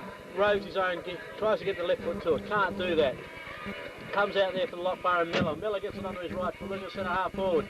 Hallion comes from behind balls. Murphy takes the mark. Right. Lock player hasn't got the ball. Comes to the ground. Scramble there. Players soccering, pulling the ball. Barnwell gets the ball out for Tumby Bay. On to Whittaker. Whittaker. There's a free kick. The umpire's picked out a free kick here for... Stand by that. Oh, again. Burrows has a go at Noblet. Stand by, Beeves. Give him the press. Hang on, his umpire's reversed the decision here. Gives the ball to Burrows. Burrows looks in and finds... Oh, no, he can't hold the mark, Glover. Tumby Bay, get the ball out. Barnwell first of all. Sockers off the ground into the centre of the ground. Webb picks up the ball. Handballs back to Barnwell. Barnwell on the left foot. Looking up, kicks it to a vacant centre half forward. Cameraman there races for the ball. Higgins picks up in front of him. Handballs back behind him. Gets rid of the ball. Oh, he's ridden into the ground there by the lock player. Tumby Bay, Curtis sockers off the ground. Into the forward pocket. And the lock player sockers the ball that goes out of bounds in the left-hand forward pocket there. Hey, Chris, we're ready, mate, when you are. That's on the The ball's thrown in now. Comes to the back of the pack. Griffiths first to the ball. Comes out. Joe Cross picks it up beautifully on his left foot. Kicks it in and it looks like, is it Curtis? Looks like Curtis has taken the mark in the right hand. He'll be on a very acute angle here. He's lining up now. Looking for his second. He'll be the only multiple goal. No, Coe's got two. Comes in. Kick looks pretty good and it's a goal. And that's a very, very good goal for Tumby Bay early in the second quarter. That's young Curtis's. And actually he's got a great little nickname, young Curtis. His nickname's Maggot. Maggot Curtis. Maggot Curtis. He's as small as a maggot. And, he's very good. I know him from basketball. He's a top little lad. Is it good? Yep. So it's a great goal there for They're a hard shot there. Yeah, he did it very, very well. Now the score 5-7 to Lock 1-3, and the game slipping away from Lock here at this early stage in the third quarter. Code up, gets the ball down. Cross hasn't got the ball, gets tackled, and will take the free kick. Joe Cross now looking downfield, gets the ball on, looking at centre half forward. Oh, he's got over 25 metres. 25 tapped his elbow 3 times. Now 11, 25 metres close to the goal here, Joe Cross. Actually, yeah, about 2 or 3 minutes into the game.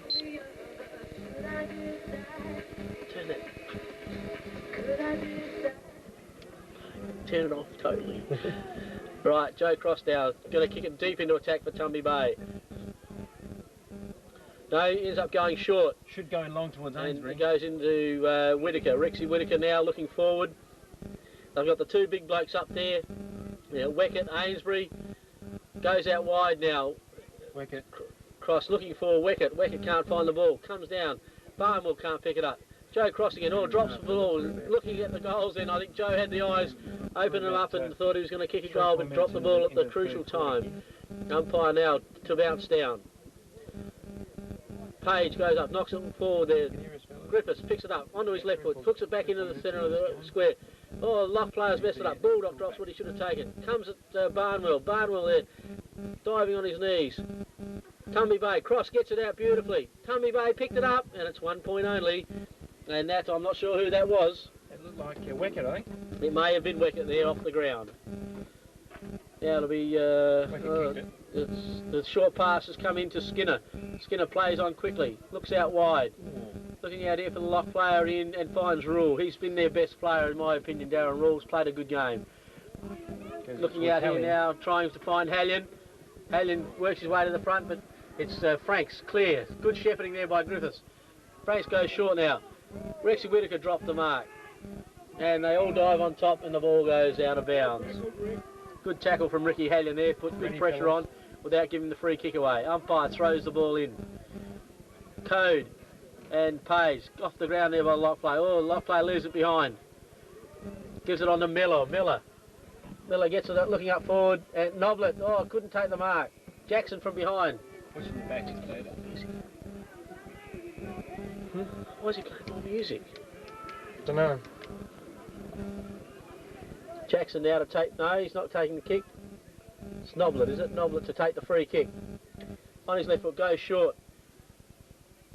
That player was Bratton. Bratton on the left foot, looking out wide. Fellas, we're ready for Laurie. 5 or 6 Laurie minutes into this can't third get a quarter. clean kick away. Just gets it forward there. He gets it to Williams. Williams picks up, comes around the right foot, looking to the centre of the ground. Higgins flies, can't take the mark. Well spoilt by Young from Lock, and the ball goes out of bounds. Chris, we're ready to cross here, mate. Come on, what's going on? Ball comes in now at the back of the pack. Lock player. That's a free kick to Lock. Looks like it will go to, is it Cummins in the ruck? Yep. Cummins shifted from fullback in the ruck now. Kicks forward looking for Glover. Glover can't mark the ball. Out there, Noblet takes the ball clean. Gets round one player. Breaks the tackle. Comes on the left foot. Awkward looking kick. There's a free kick here for a behind the play incident. The ball's going back. And it looks like Jackson's given away a free kick for an off the ball incident. And Foster, by the looks. Foster. D. Foster. Eh? D. Foster. Foster, is it? Crispo, where are you, big fella? Foster gets the ball in now. Yes. Oh, it's Kieran Glover's dropped the mark. Oh, he's made it! Oh. Hanging on, he paid. Glover. Crispo, Abe, where are you, mate? We're about 6 minutes or 7 minutes into this quarter. Now Glover lining up. Let's take any more music on.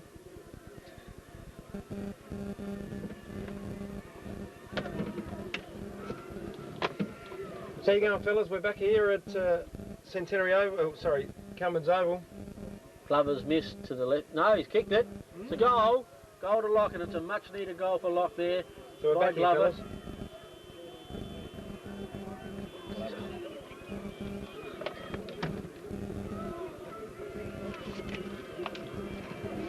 And that's a goal to Lock to bring the scores now to Tumby Bay 5-8-38 to Lock 2-3-15. We're back, fellas. And the game has started. Third quarter. About a minute and a half in, here we are.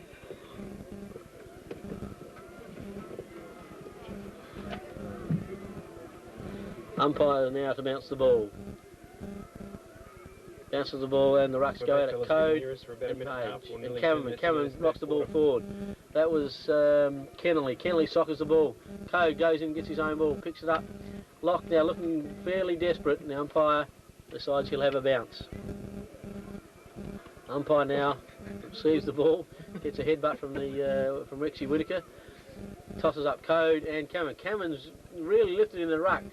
Curtis breaks away nicely, gets a kick there, and it's a good mark there by Higgins.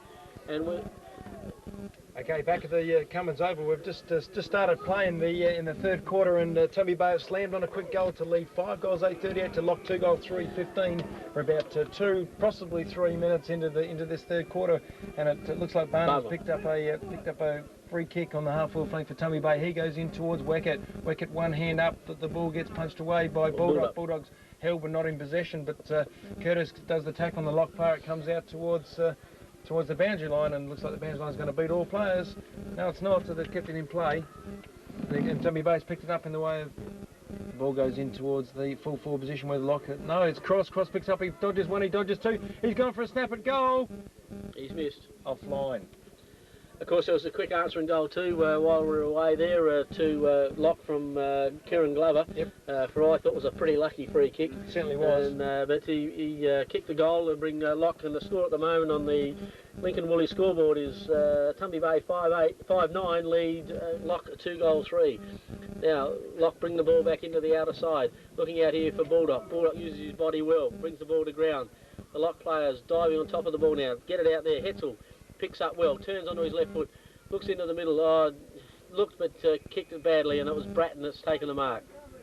Bratton to Noblet. Noblet on his left foot. He's an ordinary kick, that bloke. Good player, but the ball comes in there, and that was Weckett, handballs out. Looking for Higgins. Higgins can't take the ball, and the ball rolls over the boundary line. No, yes, it's out of bounds. I thought it was going to be on the full there for a second. The umpire in the left forward pocket for Tumby Bay throws the ball in. Ainsbury and Cameraman go at it. The ball comes over the back of the pack. Tumby Bay breaks clear, but Lock get it. That was Foster. He handballs out. The Lock player drops what he should have taken, but gets his kick to the ball. Now it's looks like Weckett is way down there. Oh, hang on, there's a free kick off the ball again. and it's given away by Baldock, and it's going to be taken by Williams. Williams now looking forward, goes in long and high, cross from behind, can't take the mark. It was Hetzel recovered quickest and takes the ball out of bounds in the left-hand forward pocket. Tumby Bay really well after half time. The boys have really knuckled down and they kicked a goal each. The ball cut the boundary. Umpire throws the ball in, and it's Ainsbury gets the quicker kick away, and it's just offline for a point. And that could have been the Cummins punt specialist goal of the day so far, but just straight offline. And Ainsbury just got the ball from the boundary throw in and threw it on his boot. The ball comes out towards the wing side halfback flank. It's picked up by Mello. Mello gets on the left foot. He kicked it out of bounds on the full, I suspect. It certainly is, and the umpire has correctly signalled that it is out of bounds on the full. And the Tumby Bay forward comes in. The ball comes in towards Bratton. Bratton takes the ball on the wing position. He goes here looking for the centre half forward, looking for Weckett. Weckett against Baldock. The ball goes up. Cameron gets the ball off the tuck, but it's Williams. Williams gives the ball back into Code. Code gets tackled high, and it's not paid. But Williams gets the ball again. He throws it out towards Curtis. Curtis gets the hands off to looks like Weckett. Weckett gets the ball forward. FAD down No, he's going to bring it back. He's going to bring it back. Again, just a little bit more confusing from the man in white. I mean, if it was a free kick, it had to be down the ground. I mean, it was... I think he is going to play it down the ground, isn't he? No, he's not. No, he's giving it to the other umpire back at the end of the cricket pitch there. Okay, so who's going to take the free kick? Whittaker. Whittaker. Okay, yeah, there we are. 25 metres because the ball came in. The lock player just threw the ball around. Noblets antagonising this young player in Burrows. Ian And, Burrows. I'll tell you what, that's a 50-metre penalty, and it's brung him within 15 metres of goals, dead in front, to put Tumby Bay further in front. Silly play by the lock player. Rexy Whittaker really should put things, probably beyond doubt, with, as I said, 25 metres out, directly in front. Rexy Whittaker really should kick this one, Beebs. Yeah, Silly play by the lock player. I mean, the ball came back to him and just knocked the ball away right in front of the umpire. I mean, just not using the trams and trains, unfortunately. And Rexy would put this away, I would be pretty sure. Yes, and that looks pretty good to me. Straight down the front, and that takes Tumby Bay to 6 goal 10 46 to lock 2 goal 3 15 on the Woolworths Port Lincoln scoreboard. And Tumby Bay really look like they've done well with this match. They're pushing the ball forwards at any cost, and with Cross and Whittaker really dominating the centre field, it's going to be a big tall order for Lock to get back from here. Yeah, well, the conditions have improved dramatically in this quarter so far, and already you can see the Tumby Bay runners are starting to get into the game. It's going to be a few problems here for Lock, I feel, to stay within touch now. Bit of nice how do you do here on the wing with between Kennelly and Griffiths. Yes. But the umpire puts the ball down in the centre. There goes the umpire. We've got Cameron versus Code. Neither got the tap, but the ball comes out via the lock. Here comes Franks. Franks gets the ball on the grandstand wing. He kicks it out towards the boundary line. It's going to beat all players, and there'll be a boundary throw. Been quite a good player, Franks. Pretty steady back there again. Yes. But all the Tumby Bay backline have played very, very well. They've just shut down the lock forwards, and they haven't been able to have a sniff. Boundary throw in on the grandstand wing. The ball comes out. It's looking for Griffiths gets the ball and gives it off towards the Richardson. Richardson goes in short, looking for the big fella in Ainsbury. Ainsbury, what an excellent attempt, but it didn't. And the ball comes out towards the boundary line. It'll be thrown in. No, free kick is made. Hanging on. So free kick to hanging on. To lock. So Lock take the ball deep in their back pocket, looking for some leads. There's a couple of leads out towards this half-back flank. The ball comes in high to that position. We've got Whittaker. Cody goes up against it, as does Glover. It goes out of bounds. We'll have a throw in. Right, the umpire to bring the ball back in now. Right half forward flank for Tumby Bay. Umpire throws the ball in. Code and Cameron go at it. The ball comes to ground. Barnwell can't take the ball.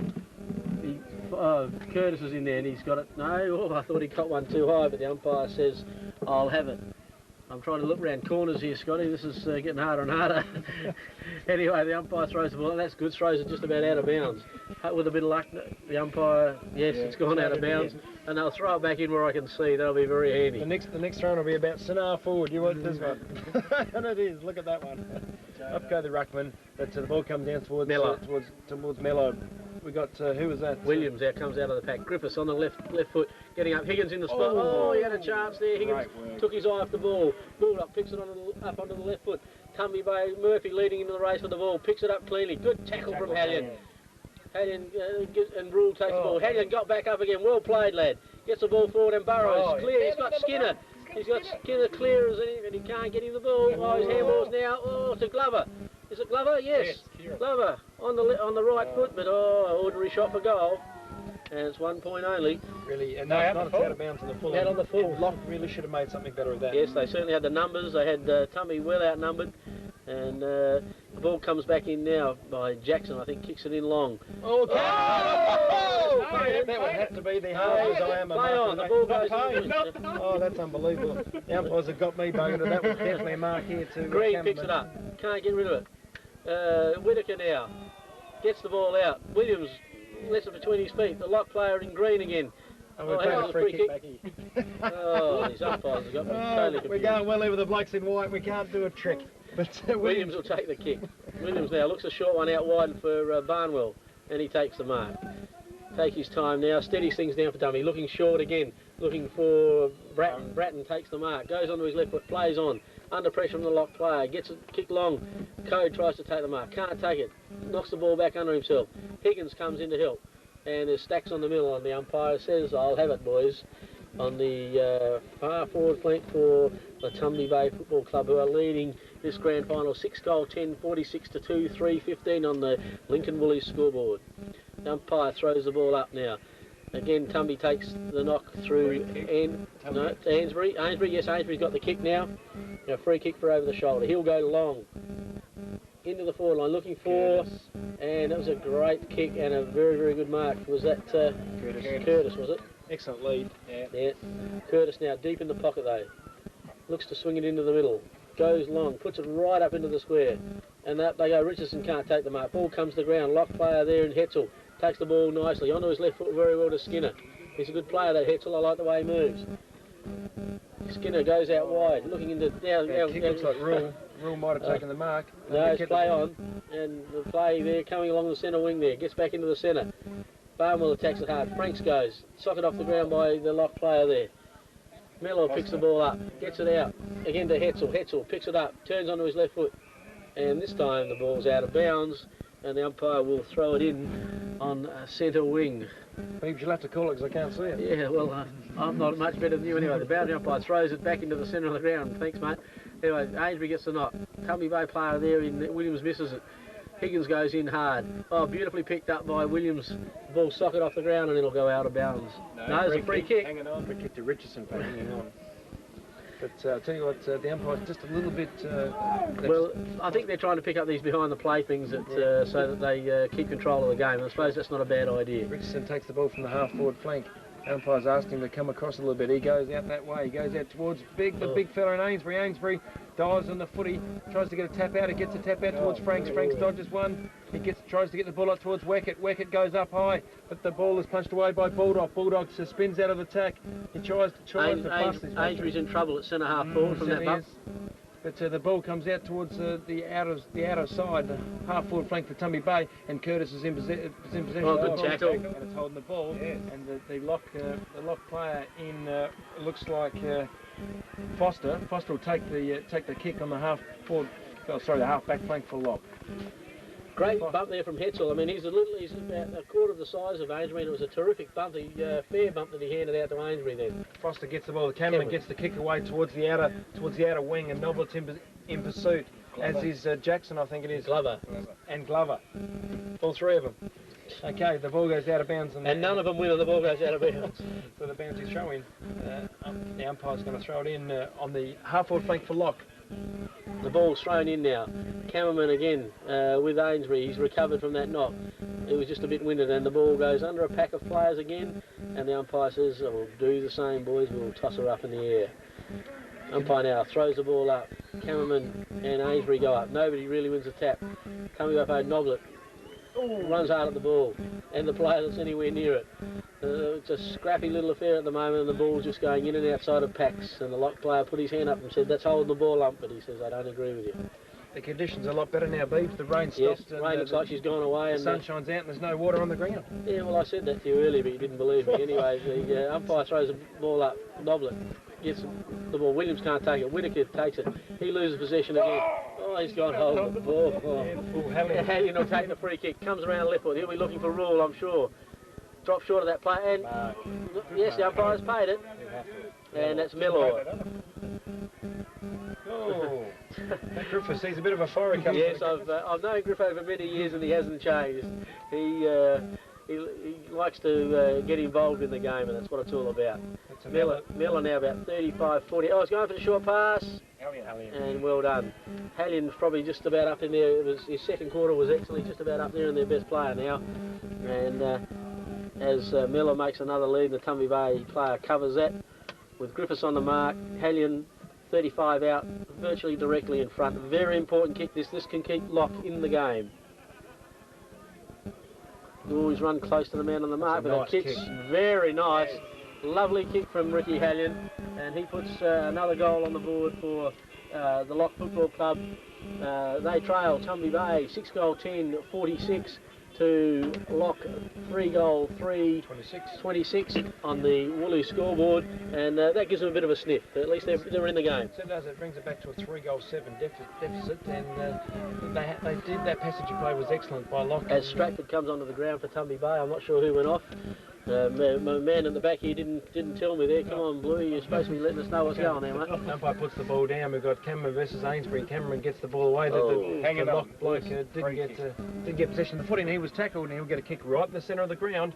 And that is Green by the looks of it. Yep. Green gets the ball out. He goes out to halfback, flung out to Foster. Foster gets the kick away. He's looking for a lead out there by Glover, but Glover's attack on the ball has been good with Jackson, and the Stratford gets the hand pass away again in Jackson. He gets the thump away towards Whitaker, and Whitaker and Foster will see it over the boundary line. There'll be a boundary throw in, half forward flank for Lock. Last few minutes, Lock have looked a lot better. They've got the dry weather sort of helped them out. Yeah, I thought it might have started to suit Tumby, but the ball's thrown in now. Ainsbury and Cameron go at it again. Skinner goes in half of the ball with Curtis.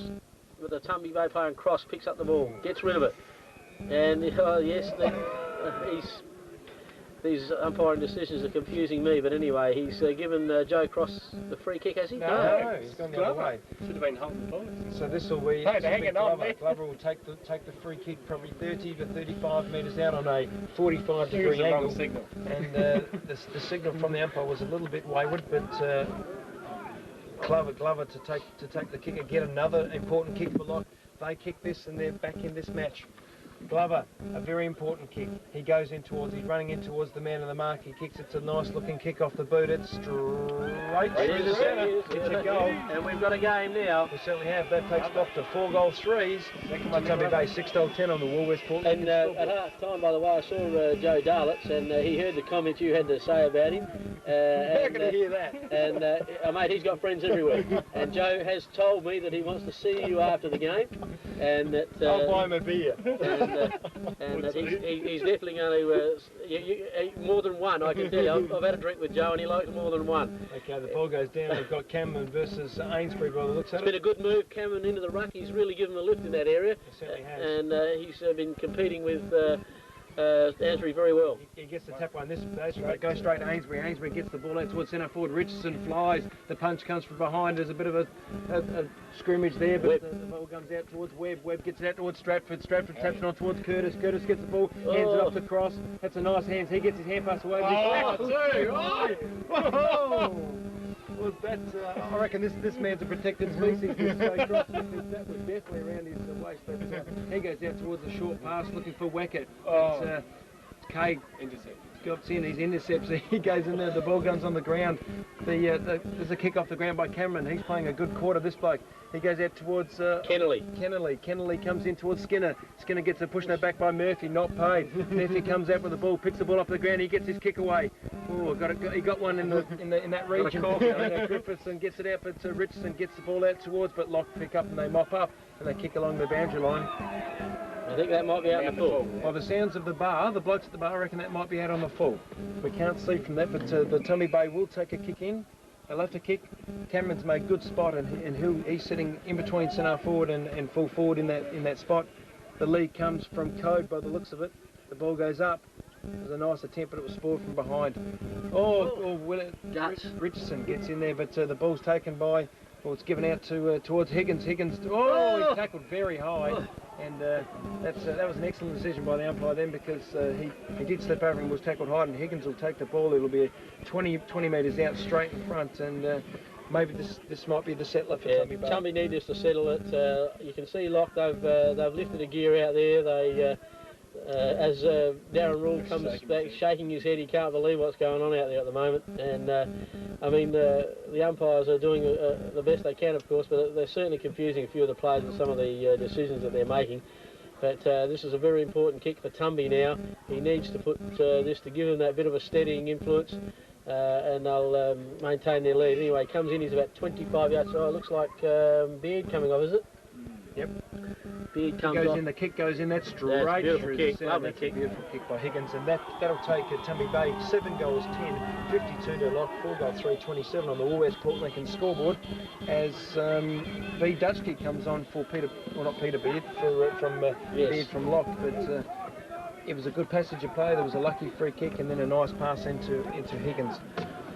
So Higgins got the free kick for too high, if you remember rightly, Scotty. Come on, The pass still come into him. Oh, right, okay. Anyway, the umpire's here to bring the ball back into play in the centre of the ground, and it'll be Cameraman versus Ainsbury. Up they go. Good bounce by the umpire. Oh, Cameron straight into him. Yes, and he's got the free kick. Okay, good umpiring there, because the umpire that had control of the game blew the whistle.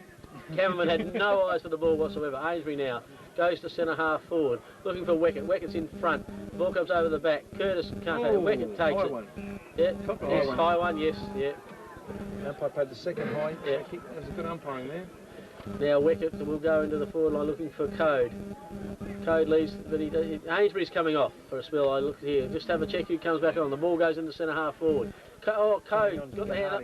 Picks up by Higgins again. Higgins, he's had a snapshot. This could be the one. Oh, that was a brilliant snap by Higgins from the half forward. Code that was back on. That must be 26. That's Girardi back on. Yeah. That snap by Higgins across his body. That was a brilliant, and it was nearly a 9 for the Cummins punt specialist goal of the day if it had gone through, because that nothing would have beaten that. Locke bring the ball back in now and find Bulldog. Bulldog on the outer forward flank for Tumby Bay. Kicks into the man on the mark. Code smothers it well. He's a tall player. Picks up beautifully, and he runs out of bounds, and the umpire will throw the ball in on the outer side. A mistake there by Paul Bulldog, kicking into the man on the mark. He is a tall bloke, and obviously didn't judge it that well. The ball comes in now. Cameraman and Code go for Webb first of the ball. The Lock player puts his body over there and goes out of bounds again on the outer side. But it's a very important period here. Lock back in the game. They're still 4 goal down, but they've certainly in with a chance. The umpire throws the ball in. Cameraman takes it in the air. Hallion knocks the ball forward for Lock. Goes over to Whittaker. Whittaker handballs onto Webb. Webb swings onto the left foot. Well shepherded by Stratford. Ordinary kick there. There's a free kick here. He got hit afterwards too. Webb got hit out. Yeah, so Webb will take the kick now, and they're just having a few sorting out problems down there. Stratford. We've got 25. Very undisciplined play by Locke. I mean, this could cost him another goal, and that'd be 3. They'd get away from 25 metre penalties. Is it 25, or he might have given 50? Is it? No, 25. Well, if it's 25, I'd like to buy Lean off him, because he's still going.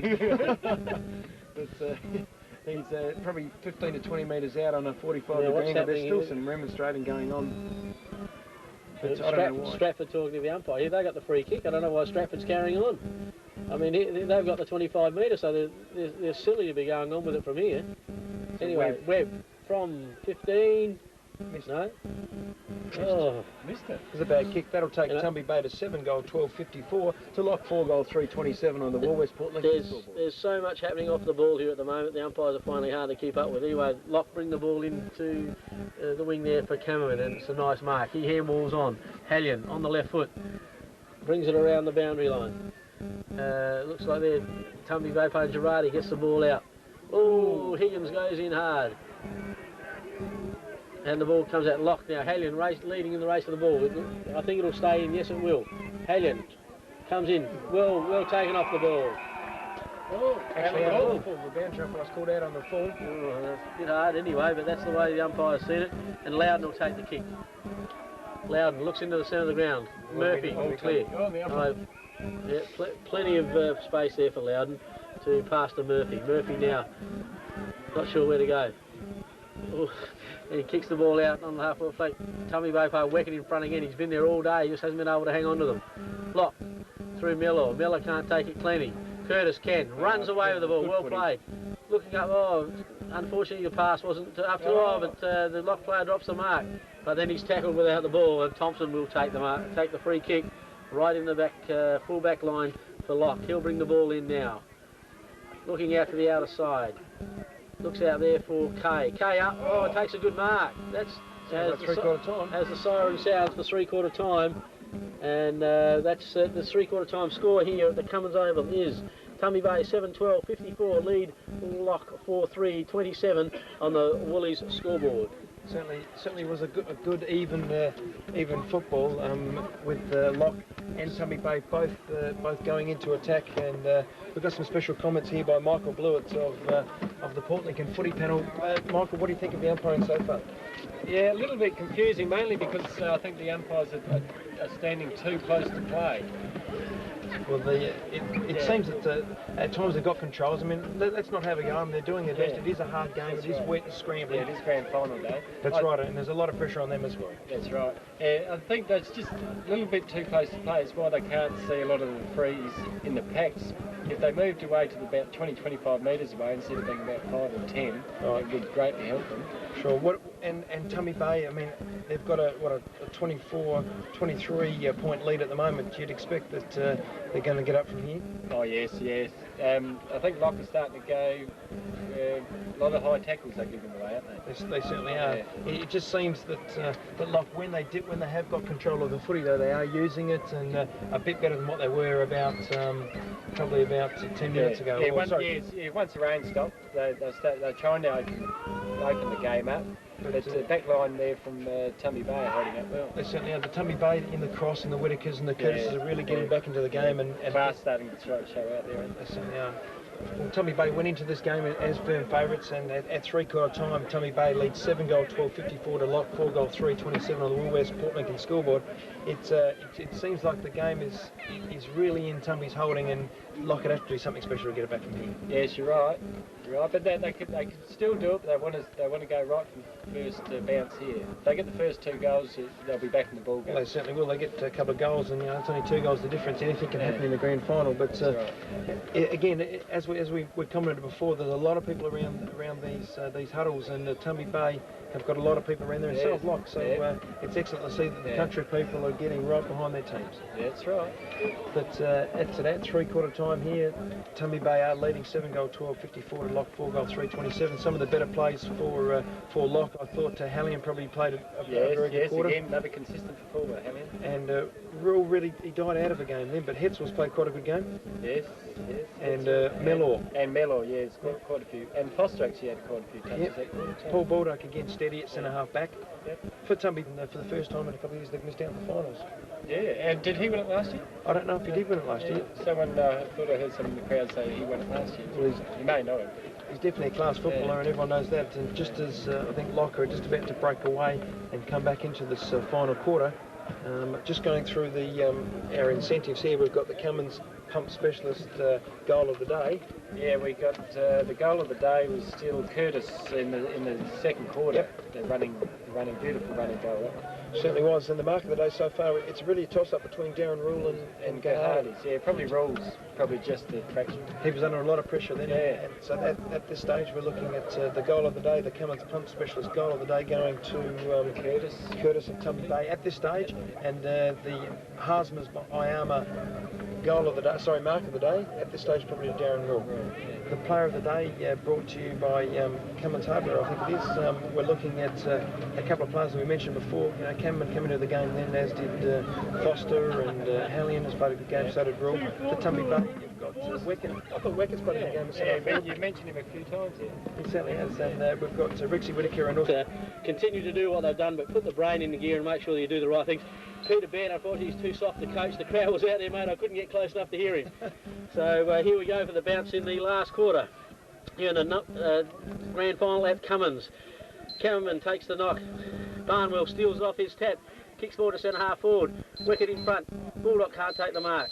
Comes over the back. Wicket gets his body in front. Does it well. Dishes out the handball towards Cross. He can't take the ball. Cross back in there again. Lock takes the play clear. Centre half forward. Foster takes it nicely. Comes round onto the right foot. Comes in the right foot out towards the grandstand wing as Beebs catches his breath. The ball comes in towards 18 for that's Loudon. Loudon goes in towards the centre forward position where he's found Rexy Whittaker. Rexy Whittaker right in the centre of the ground. He's looking for Ainsbury on the lead. The ball comes in that way. No, it doesn't. It goes up towards Richardson. Richardson tries to outmark the bloke from behind, but the lock player, he's valiant in defence. He gets the ball and he's hold him the ball. That's a fairly tough decision on the young fella. He did try to bust a tackle, but he did have an opportunity to get rid of it. Holding the ball in my book. Good luck to him. But Joe Cross has taken the free kick. The thing about it is that as far as I'm concerned, if the ball breaks free like that, the call is play on. I mean, he didn't take the ball to ground. Should have been play on. And I've got an umpire sitting behind me who says it's right. But now, best umpire in Flinders, must I say. Joe Cross goes in and he kicks straight through the ball, but it's gone through for a behind, and Joe Cross has let me down once again. As Tumby Bay move on. Nice goal, Scotty. 7 goal 13, 54 to Lock, 4 goal 3, 27 on the Woolworths Port Lincoln scoreboard. Lock bring the ball into the outer side, looking out here for Kay. Kay and Richardson fly. Griffiths from behind spoils, follows his own ball up very strongly. Gets the ball down to the ground. Kay picks up the ball, keeps it in play. Looking there for Joe Cross, takes the ball one-handed brilliantly, swings it back into the middle with a good kick. Ainsbury, one-handed. That would have to be the high armour mark of the day so far. That was brilliant, one-handed. Well, high up, and one of the ones earlier was pretty good as well, but that was a good mark from Ainsbury. And he'll line up now from about 25 metres in front, and he's got that old 45-degree angle. And he comes in, he's an awkward kick, but he's lining up now, comes in, and it looks pretty good off the boot, and that's a very important goal for Tumby Bay there. It'll take Tumby Bay to 8 goal 13, 61 to Lock, 4 goal 3, 27, and you'd have to say that that's nearly the game, Beebs. Well, I can't see Lock. I mean, they've kicked 4 goals for the game.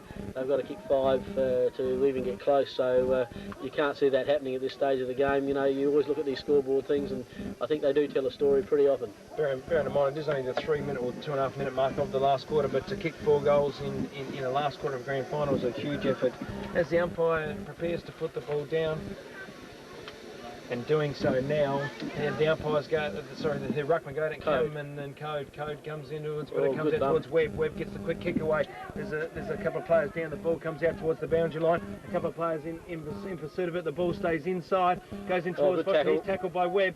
There's a push in the back there, the ball is on the ground and it comes out towards, what's this, Bratton. Bratton gets pushed in the back, but picked up by Curtis. But it's gone out of play right in front of the timekeeper's box, and we've got to lean forward to see that. But the umpire's going to throw it in, and we're going to have what's this, Code and Cameron. Code and Cameron. Cameron's played quite well since he's come in the ruck.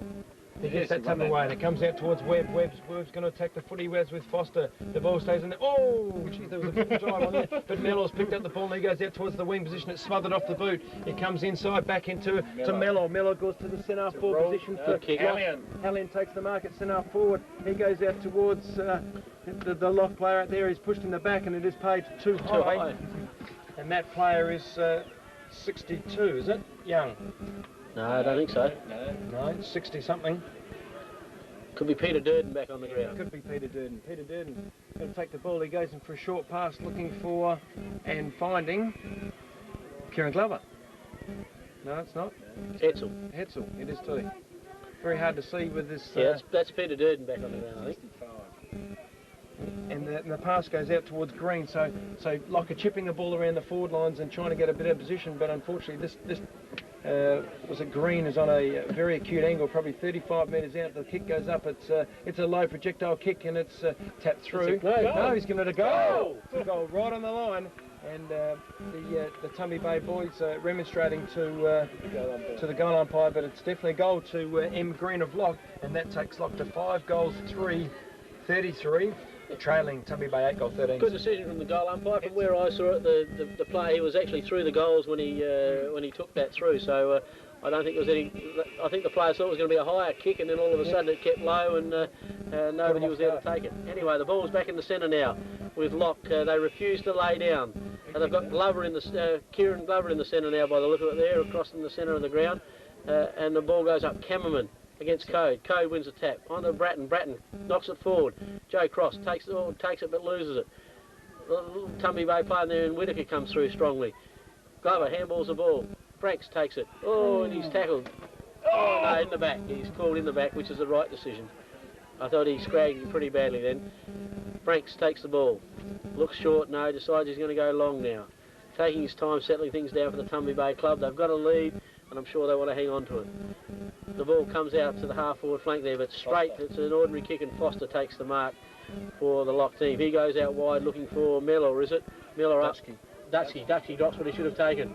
Rule picks up the ball, backs out of the pack beautifully. Kicks it wide though, and Noblet read the ball beautifully. Dodges round very, very well. Kicks long, short. Looked like he was going to kick long and it went short. Foster now dives on the ball, and the umpire says, "I'll have it, thanks boys." That Noblet, as I said, he gets the ball very well, but you never know where he's going to kick it. So the umpire throws the ball up, and it's Rule does the rucking against Code. The ball comes out to Mello. Mello taps the ball out, and it'll be a bouncy throw right in front of the commentary team where Joe Darlitz, our mate Joe Darlitz, is about to throw the ball in. Big Joe, they should have 4 boundary umpires on his side. Joe Darlitz throws the ball in. It's a bit of a it's very skewy. The ball comes out, and it's Williams at the bottom of that pack. There's a few things in there. It's very tough in there. Joe's not used to throwing the ball. And the umpire's going to take the ball right on this grandstand wing. He throws the ball up, and it's Code versus Cameron. Code gets the tap on, he's going to get a free kick. Just for a high tackle. He runs off and goes towards the centre of the ground. He looks out towards the centre forward position where he's got Griffiths, but he's also got Weckett. Weckett's been very good. He gives the hand pass off to Griffiths. Griffiths gets the kick away looking for Ainsbury. Ainsbury and Thompson, going for the footy, and they're still there going for it. They get the ball out, and it comes out towards Young. Young tries to pick the ball off of the ground. Bratton off, Stratford on. Okay, just as we're going out, there's going to be a little bit of an altercation out there between what looks like Ainsbury and someone else. One of the lock blokes. But Lock are going to take this ball away. They're going to kick it out towards the wing. Oh, it's a fantastic mark. Play on. Must have come off hands. The ball comes out comes free out of the pack. It goes inboard towards Foster. I think it's Foster. Yes. Foster gets the kick away and it goes up towards half-forward position 4, and then Noblet and Hallian. Noblet's got the free kick. Hallian hanging on to Noblet. Noblet gets the kick. This will be a funny kick. It's Murphy. Actually, Murphy comes out towards the wing position, and it comes in towards Code, and Code marks right in front of his face. It's a nice mark. He comes out. He can see Webb at centre half forward.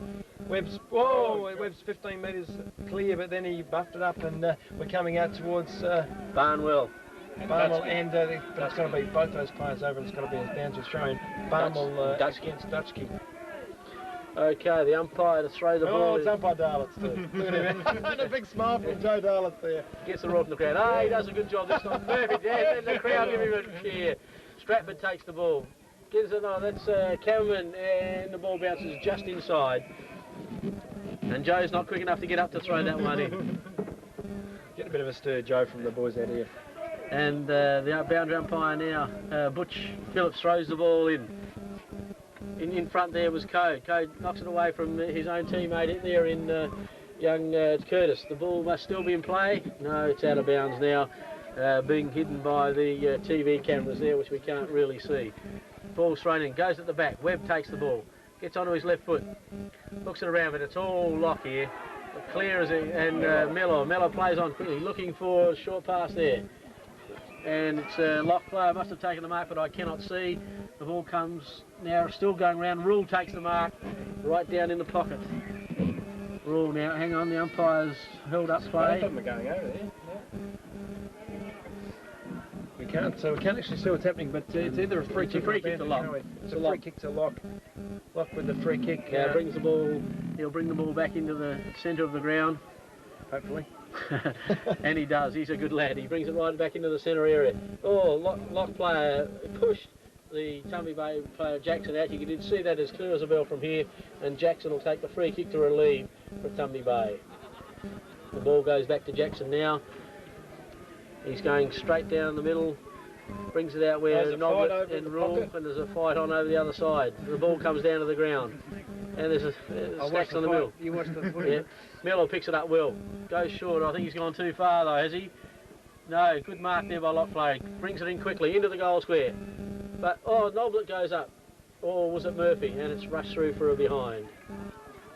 And it's a 1 point score. Yeah, that was Murphy on the ground there. And it's 1 point to the Lock team, which takes them on to 5-goal 4, trailing Tumby Bay 8-13.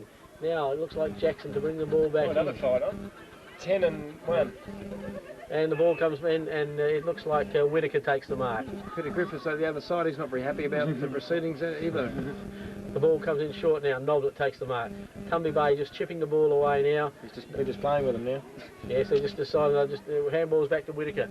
Whitaker takes his time, brings it out, uses his left foot, goes long the centre wing, whack it up. A good punch there by the Lock players, and the ball is punched out of bounds. Players all back to their positions now and forgetting about the fights and getting on with the football. The umpire to throw the ball back in on centre wing. Code and Cameraman go at it. Cameraman and Code, sorry, taps it forward. Webb dives on the ball. And the ball goes out of bounds again. Probably a bit unlucky not to get a free kick there. Webb, he was first at the ball and was tackled fairly strongly from behind. Cameraman and Code again. Code, 2 fists the ball, but it comes over the back from Cameron. Whitaker dives on the front of the ball. Picked up by Curtis. He's played very well. Joe Cross, he'll use the footy. This time he makes a lie out of me and kicks it straight to Kennelly. Kennelly overruns the ball. There's a chance here for Tumby Bay. Oh, they both muck it up. Good tackle there by Stratford. Stratford, yes, he's given a free kick for holding on too long. It was a good tackle from Stratford first up, but he took too long to let go of his player, and he gave away the free kick. Okay, well, Stratford, the tackle was just a bit too long, but Kennelly to take the ball right in the centre of the ground. He kicks, he was going to kick long. He's going to kick short, he kicks out, he looks for that player there, but Jackson in the middle of the back to that bloke, but Griffiths dives on the footy there, and the umpire said, I'll have it, is that there'll be a throw-up centre half forward for Lock, as Peter Griffiths gets off the ground slowly. He's had a tough day, the old Griffo today. But the umpire throws the ball up. We've got Code versus, it looks like Cameron. The ball comes out towards Griffiths. Griffiths gets to the Stratford. Stratford gets a kick away, looking for Weckett. Weckett's probably close to best BOG for me. He comes out and gives the ball to Stratford again and gets it in towards Williams. Williams comes out towards Cross. Cross should go to the centre. He goes out towards... who we got there?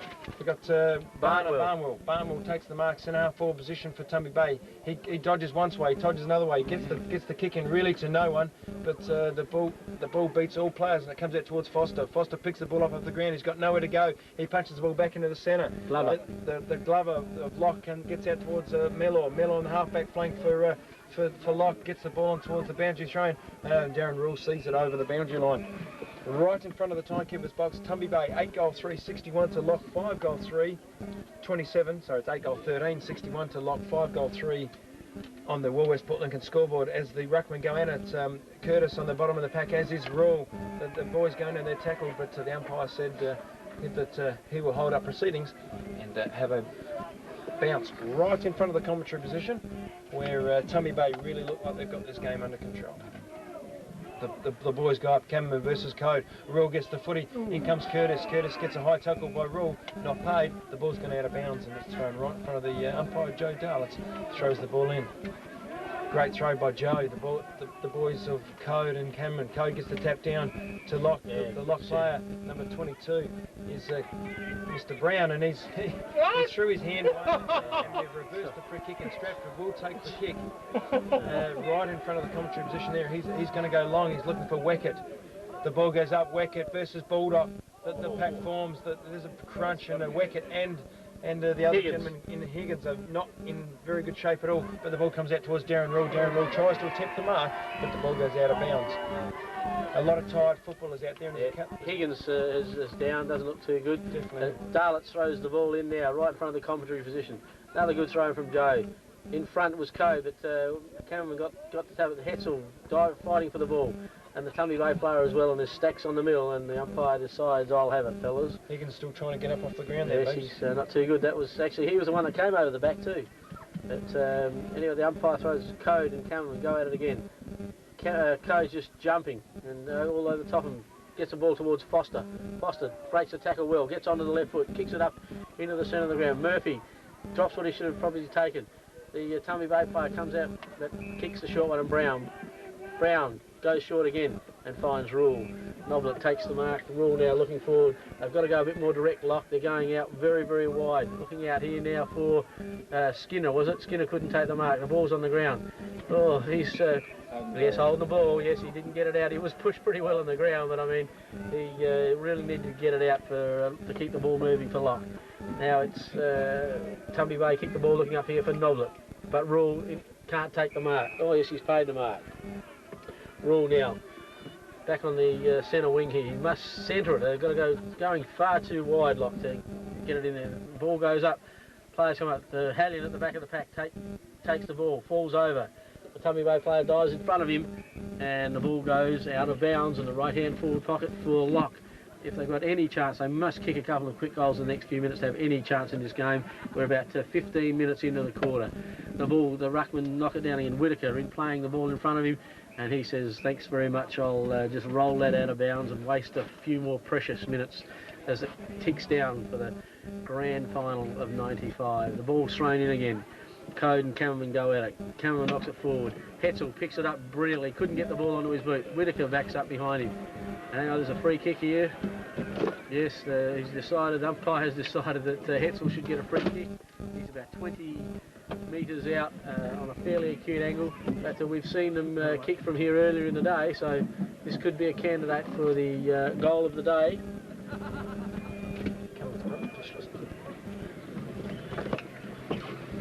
Cummins specialist goal. And it is, it's a great goal there by Hetzel as he's put it through the middle, and that gives Lock a little bit of hope.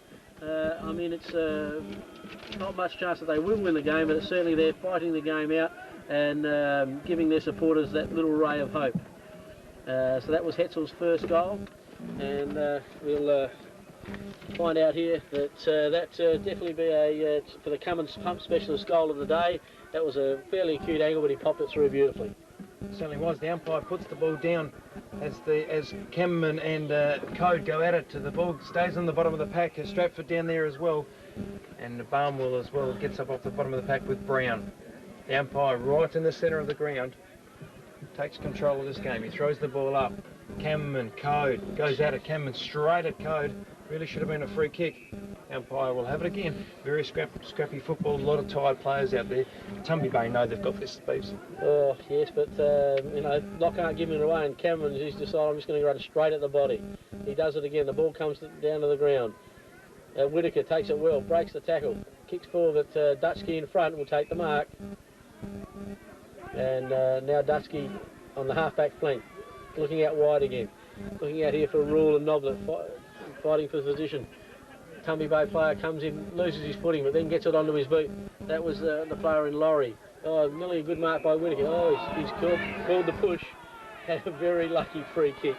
And yeah, I mean, Rexy, captain coach of this side, I'm sure that he's going to take all the time in the world and use up the clock.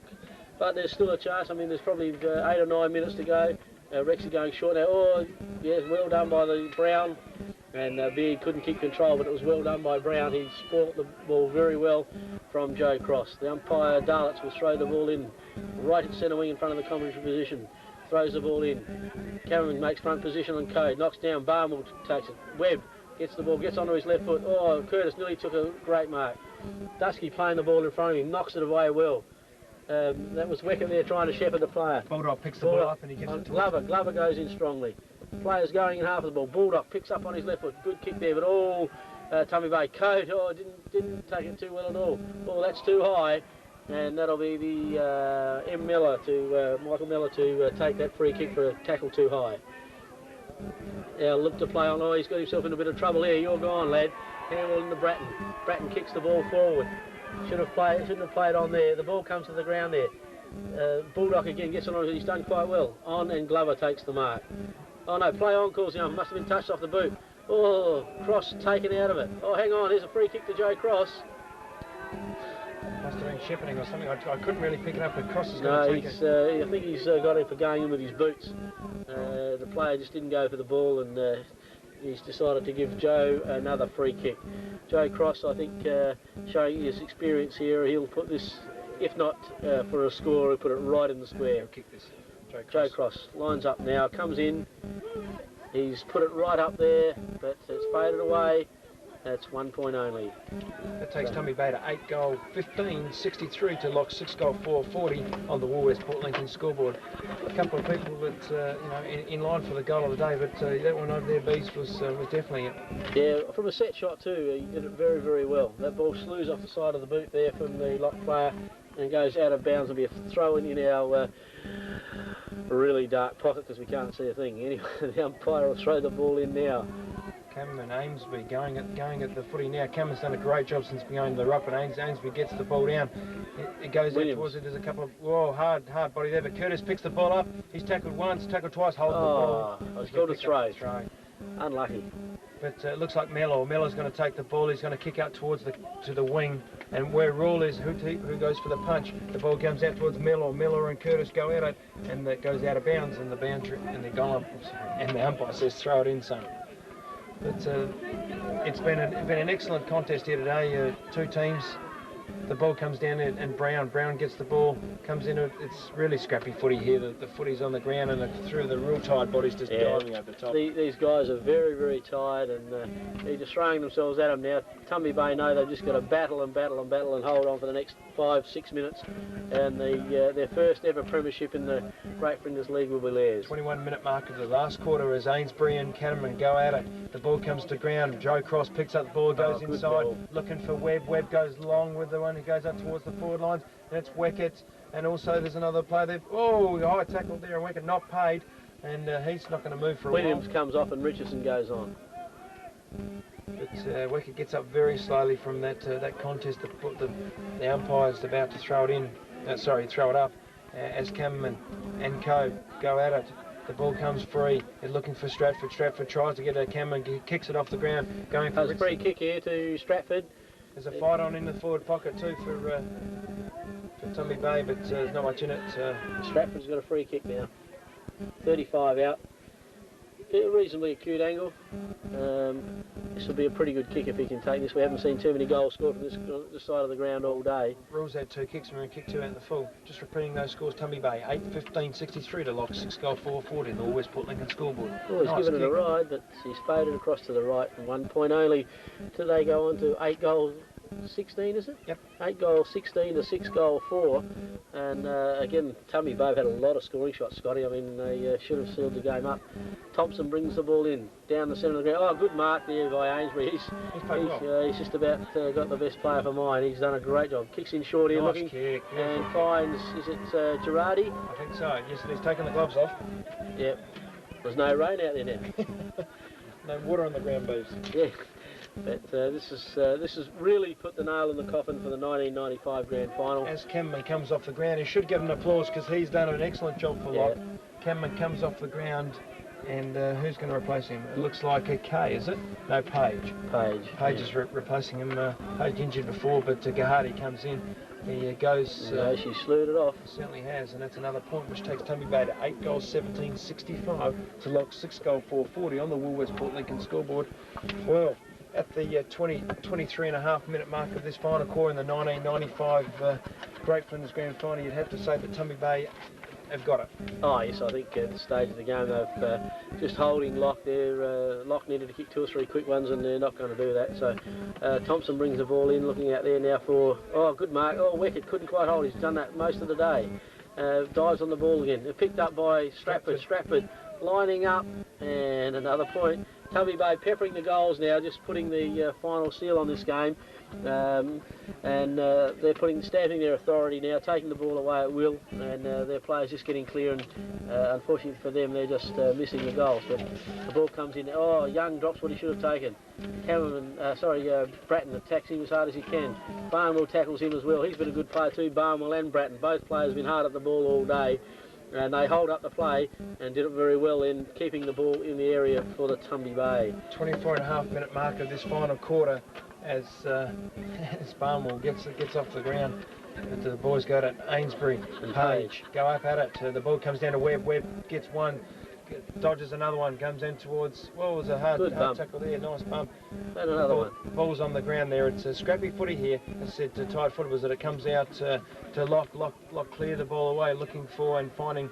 No, the chipped him before, and the ball's gone. Well, it's still been. Play's being held up at the moment, but it's been rolled over bounds. Unfortunately, as I said, and you probably heard this say before, we can't see that pocket, but the ball's been thrown in now. Page gets his hand towards the ball, comes in, comes out towards Hetzel. Hetzel bundles the ball over the boundary line again. Can't be very much longer in this game. 25 minutes gone. Tumby Bay with their first premiership in Great Flinders Footy League. As Hetzel gets the ball, he goes towards the centre of the ground.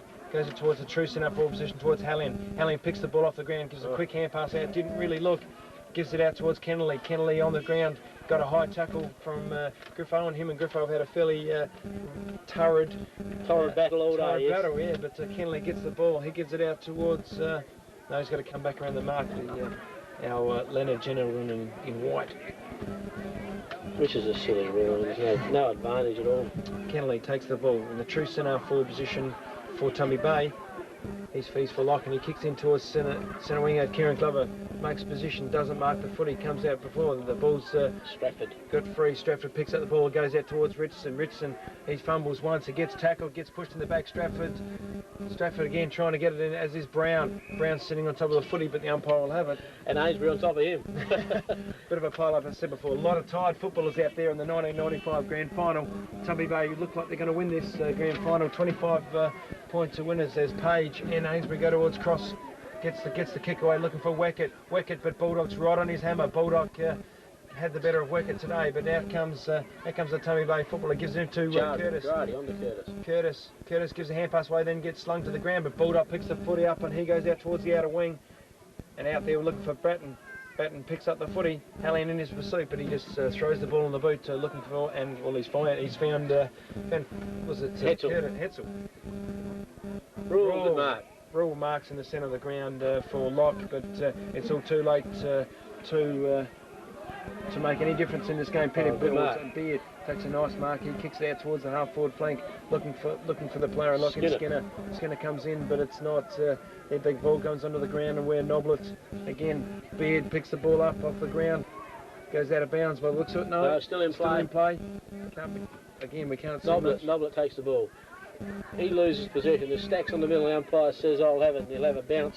Must be right on that boundary line there, with 27 minutes gone in this grand final, and it must be all but over. There are people everywhere around the Tumby Bay, and Rexy Whitaker's got a fair smile on his face, and all the blokes are around the Tumby Bay area because the Tumby Bay have got this grand final. Now the ball goes out of bounds from the throw in, the knock there, and the umpire will throw the ball in.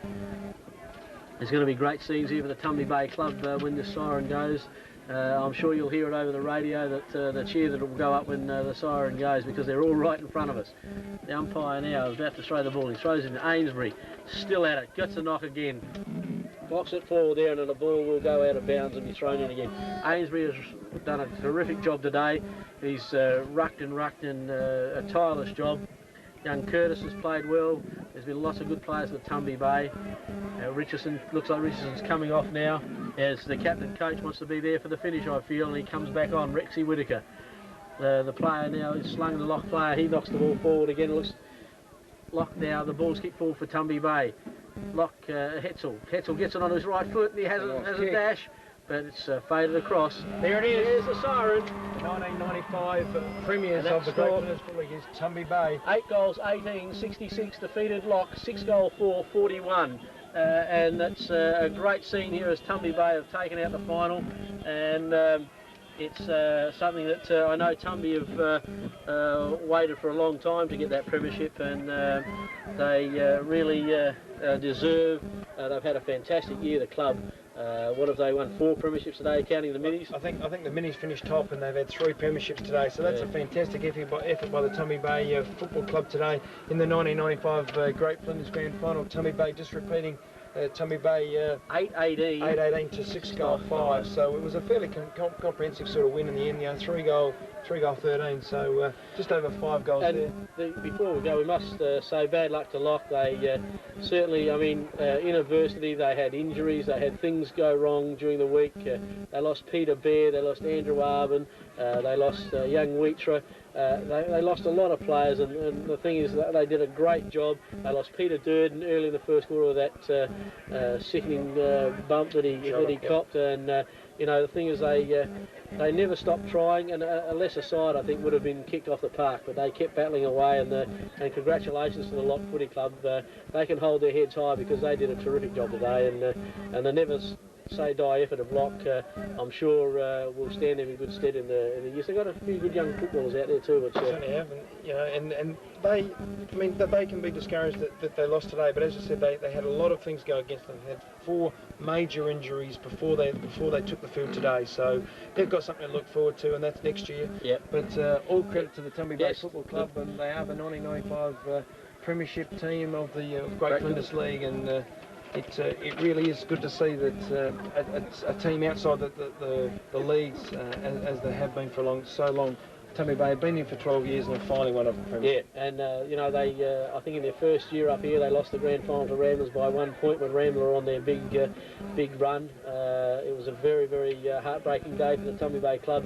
It took them a long while to recover from that situation, but now you can see they've got some terrific footballers. You only got to look at the Joe Crosses and the Ainsburys. They're picking up Code, which is a great player, and they've got good young players as well. In young Curtis, young Maggot played a good game. They picked up Nobler, another good pickup. Young Higgins. I mean, they've young Pete Williams as well. Girardi. They've got a good blending of youth and experience, and it really told in the end. The experience of players like Joe Cross and Noblet and these sort of players that just shut Block down when they were in.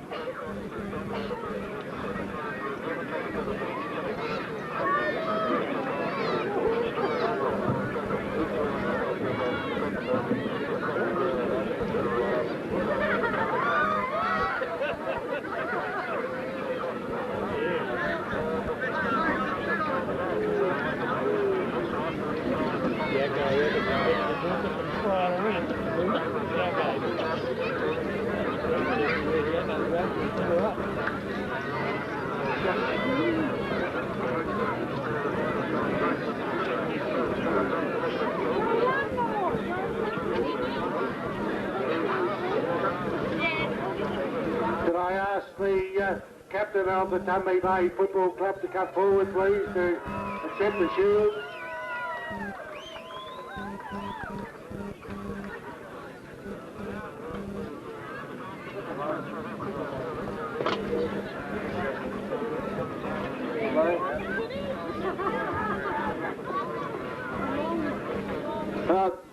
Thanks very much, ladies and gentlemen. First off, thanks very much to Lock.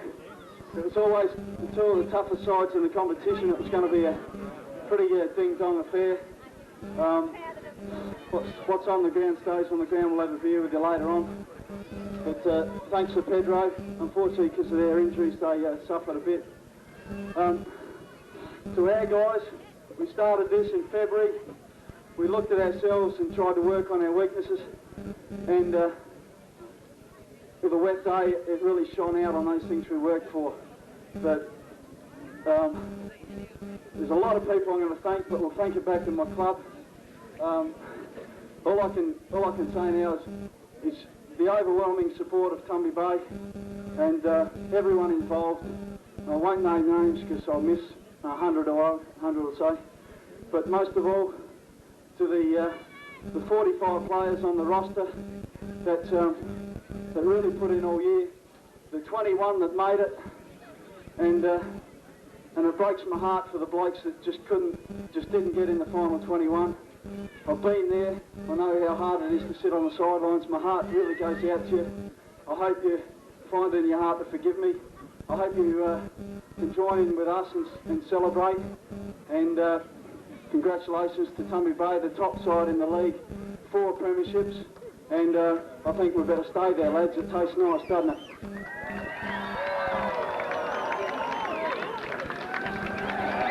Thanks, Rex.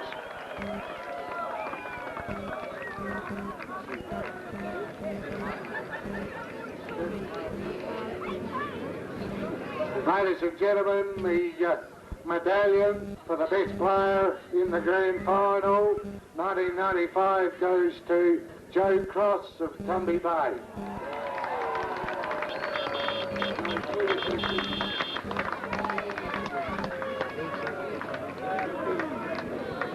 Congratulations, Crossy. Well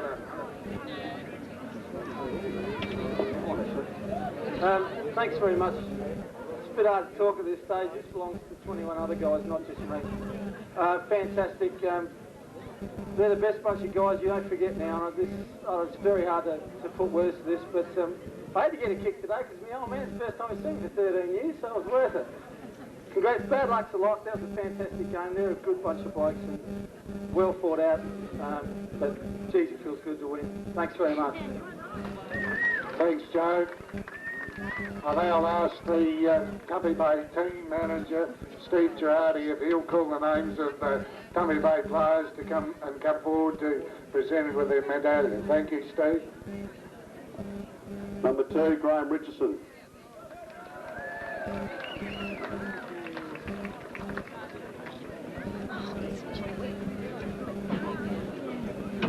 Number 4, Kerry Franks.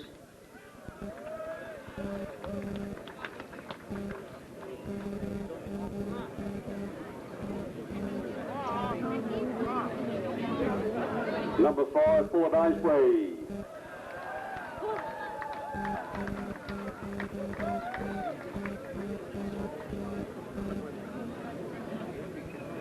Number 7, Captain Coach Rex Whittaker.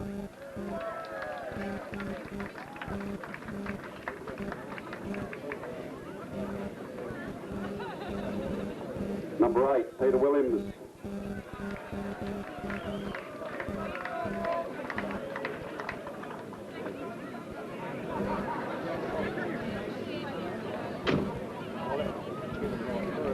Number 9, Adrian Joe Cross.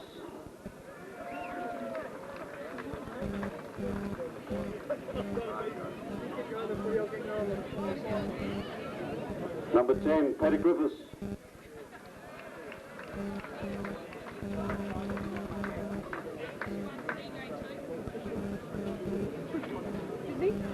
Number 11, Andrew Higgins.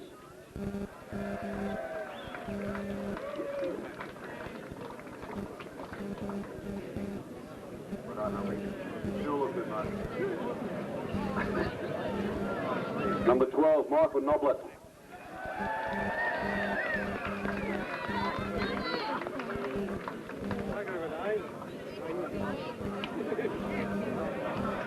Number 13, Guy Barnwell.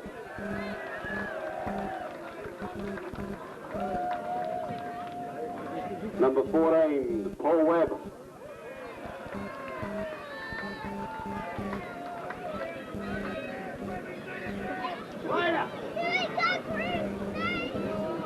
Number 15, Craig Weckett.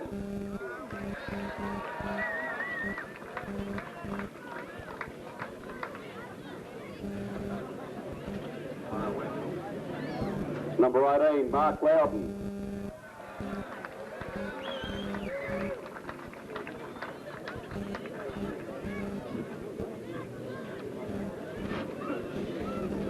Number 19, Stephen Laurie.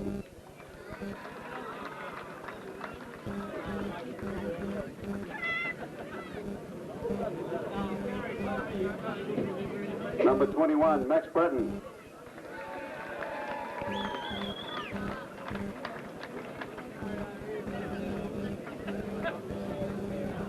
Number 22, Matthew Curtis.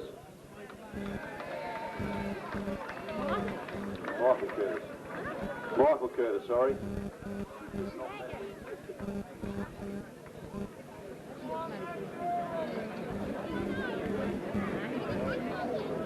Number 23, Darryl Stratford.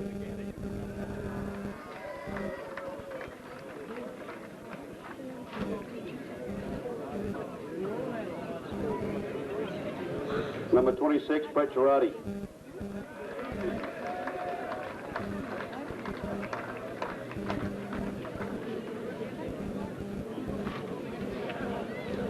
Number 32, Glenn Murphy.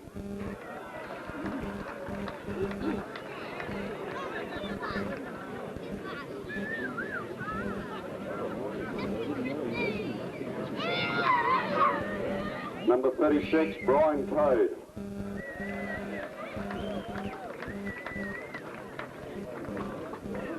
One to go. Number 38, Richard Jackson.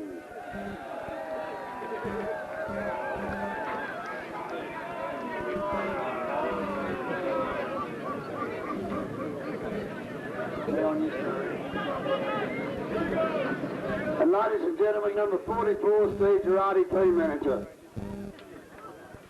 44 weight. Thank you, ladies and gentlemen. That concludes the official part of the 1995 season for Great Flinders. Congratulations to all winning teams, all teams that partake in the game today, and I'm very pleased to see such a great number of spectators here today. And I bid you all a safe journey home. Thanks very much. Good afternoon.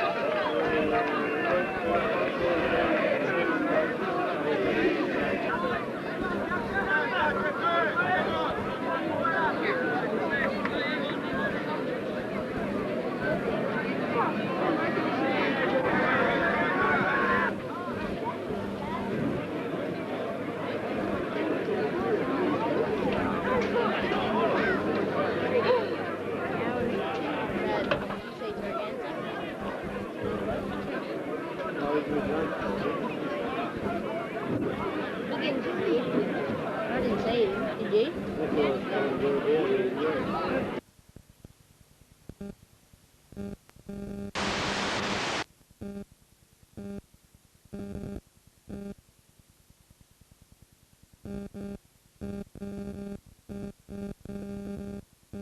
So Nash eventually kicks high towards the wing. Harvey up over the top of Turner and interferes with the Richmond player in his endeavours to try and spoil Turner with the free kick. He's right on the wing.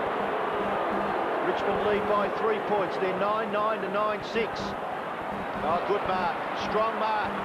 Big, strong man. And that's what you'd expect from some of them. He goes wide. Now, Has to go back, Robin. is that a little bit pedantic, Roscoe? I think so. It's umpire Greg Scroop, I think, officiating there, and he's asked Peter Somerville to come back and do it all again. Now there's no one on the mark. He's going to say he's going to come back. There's no one standing on the mark. The umpire's showing him where it is. Now we can start. Can still go to Harvey, but goes longer. Lands near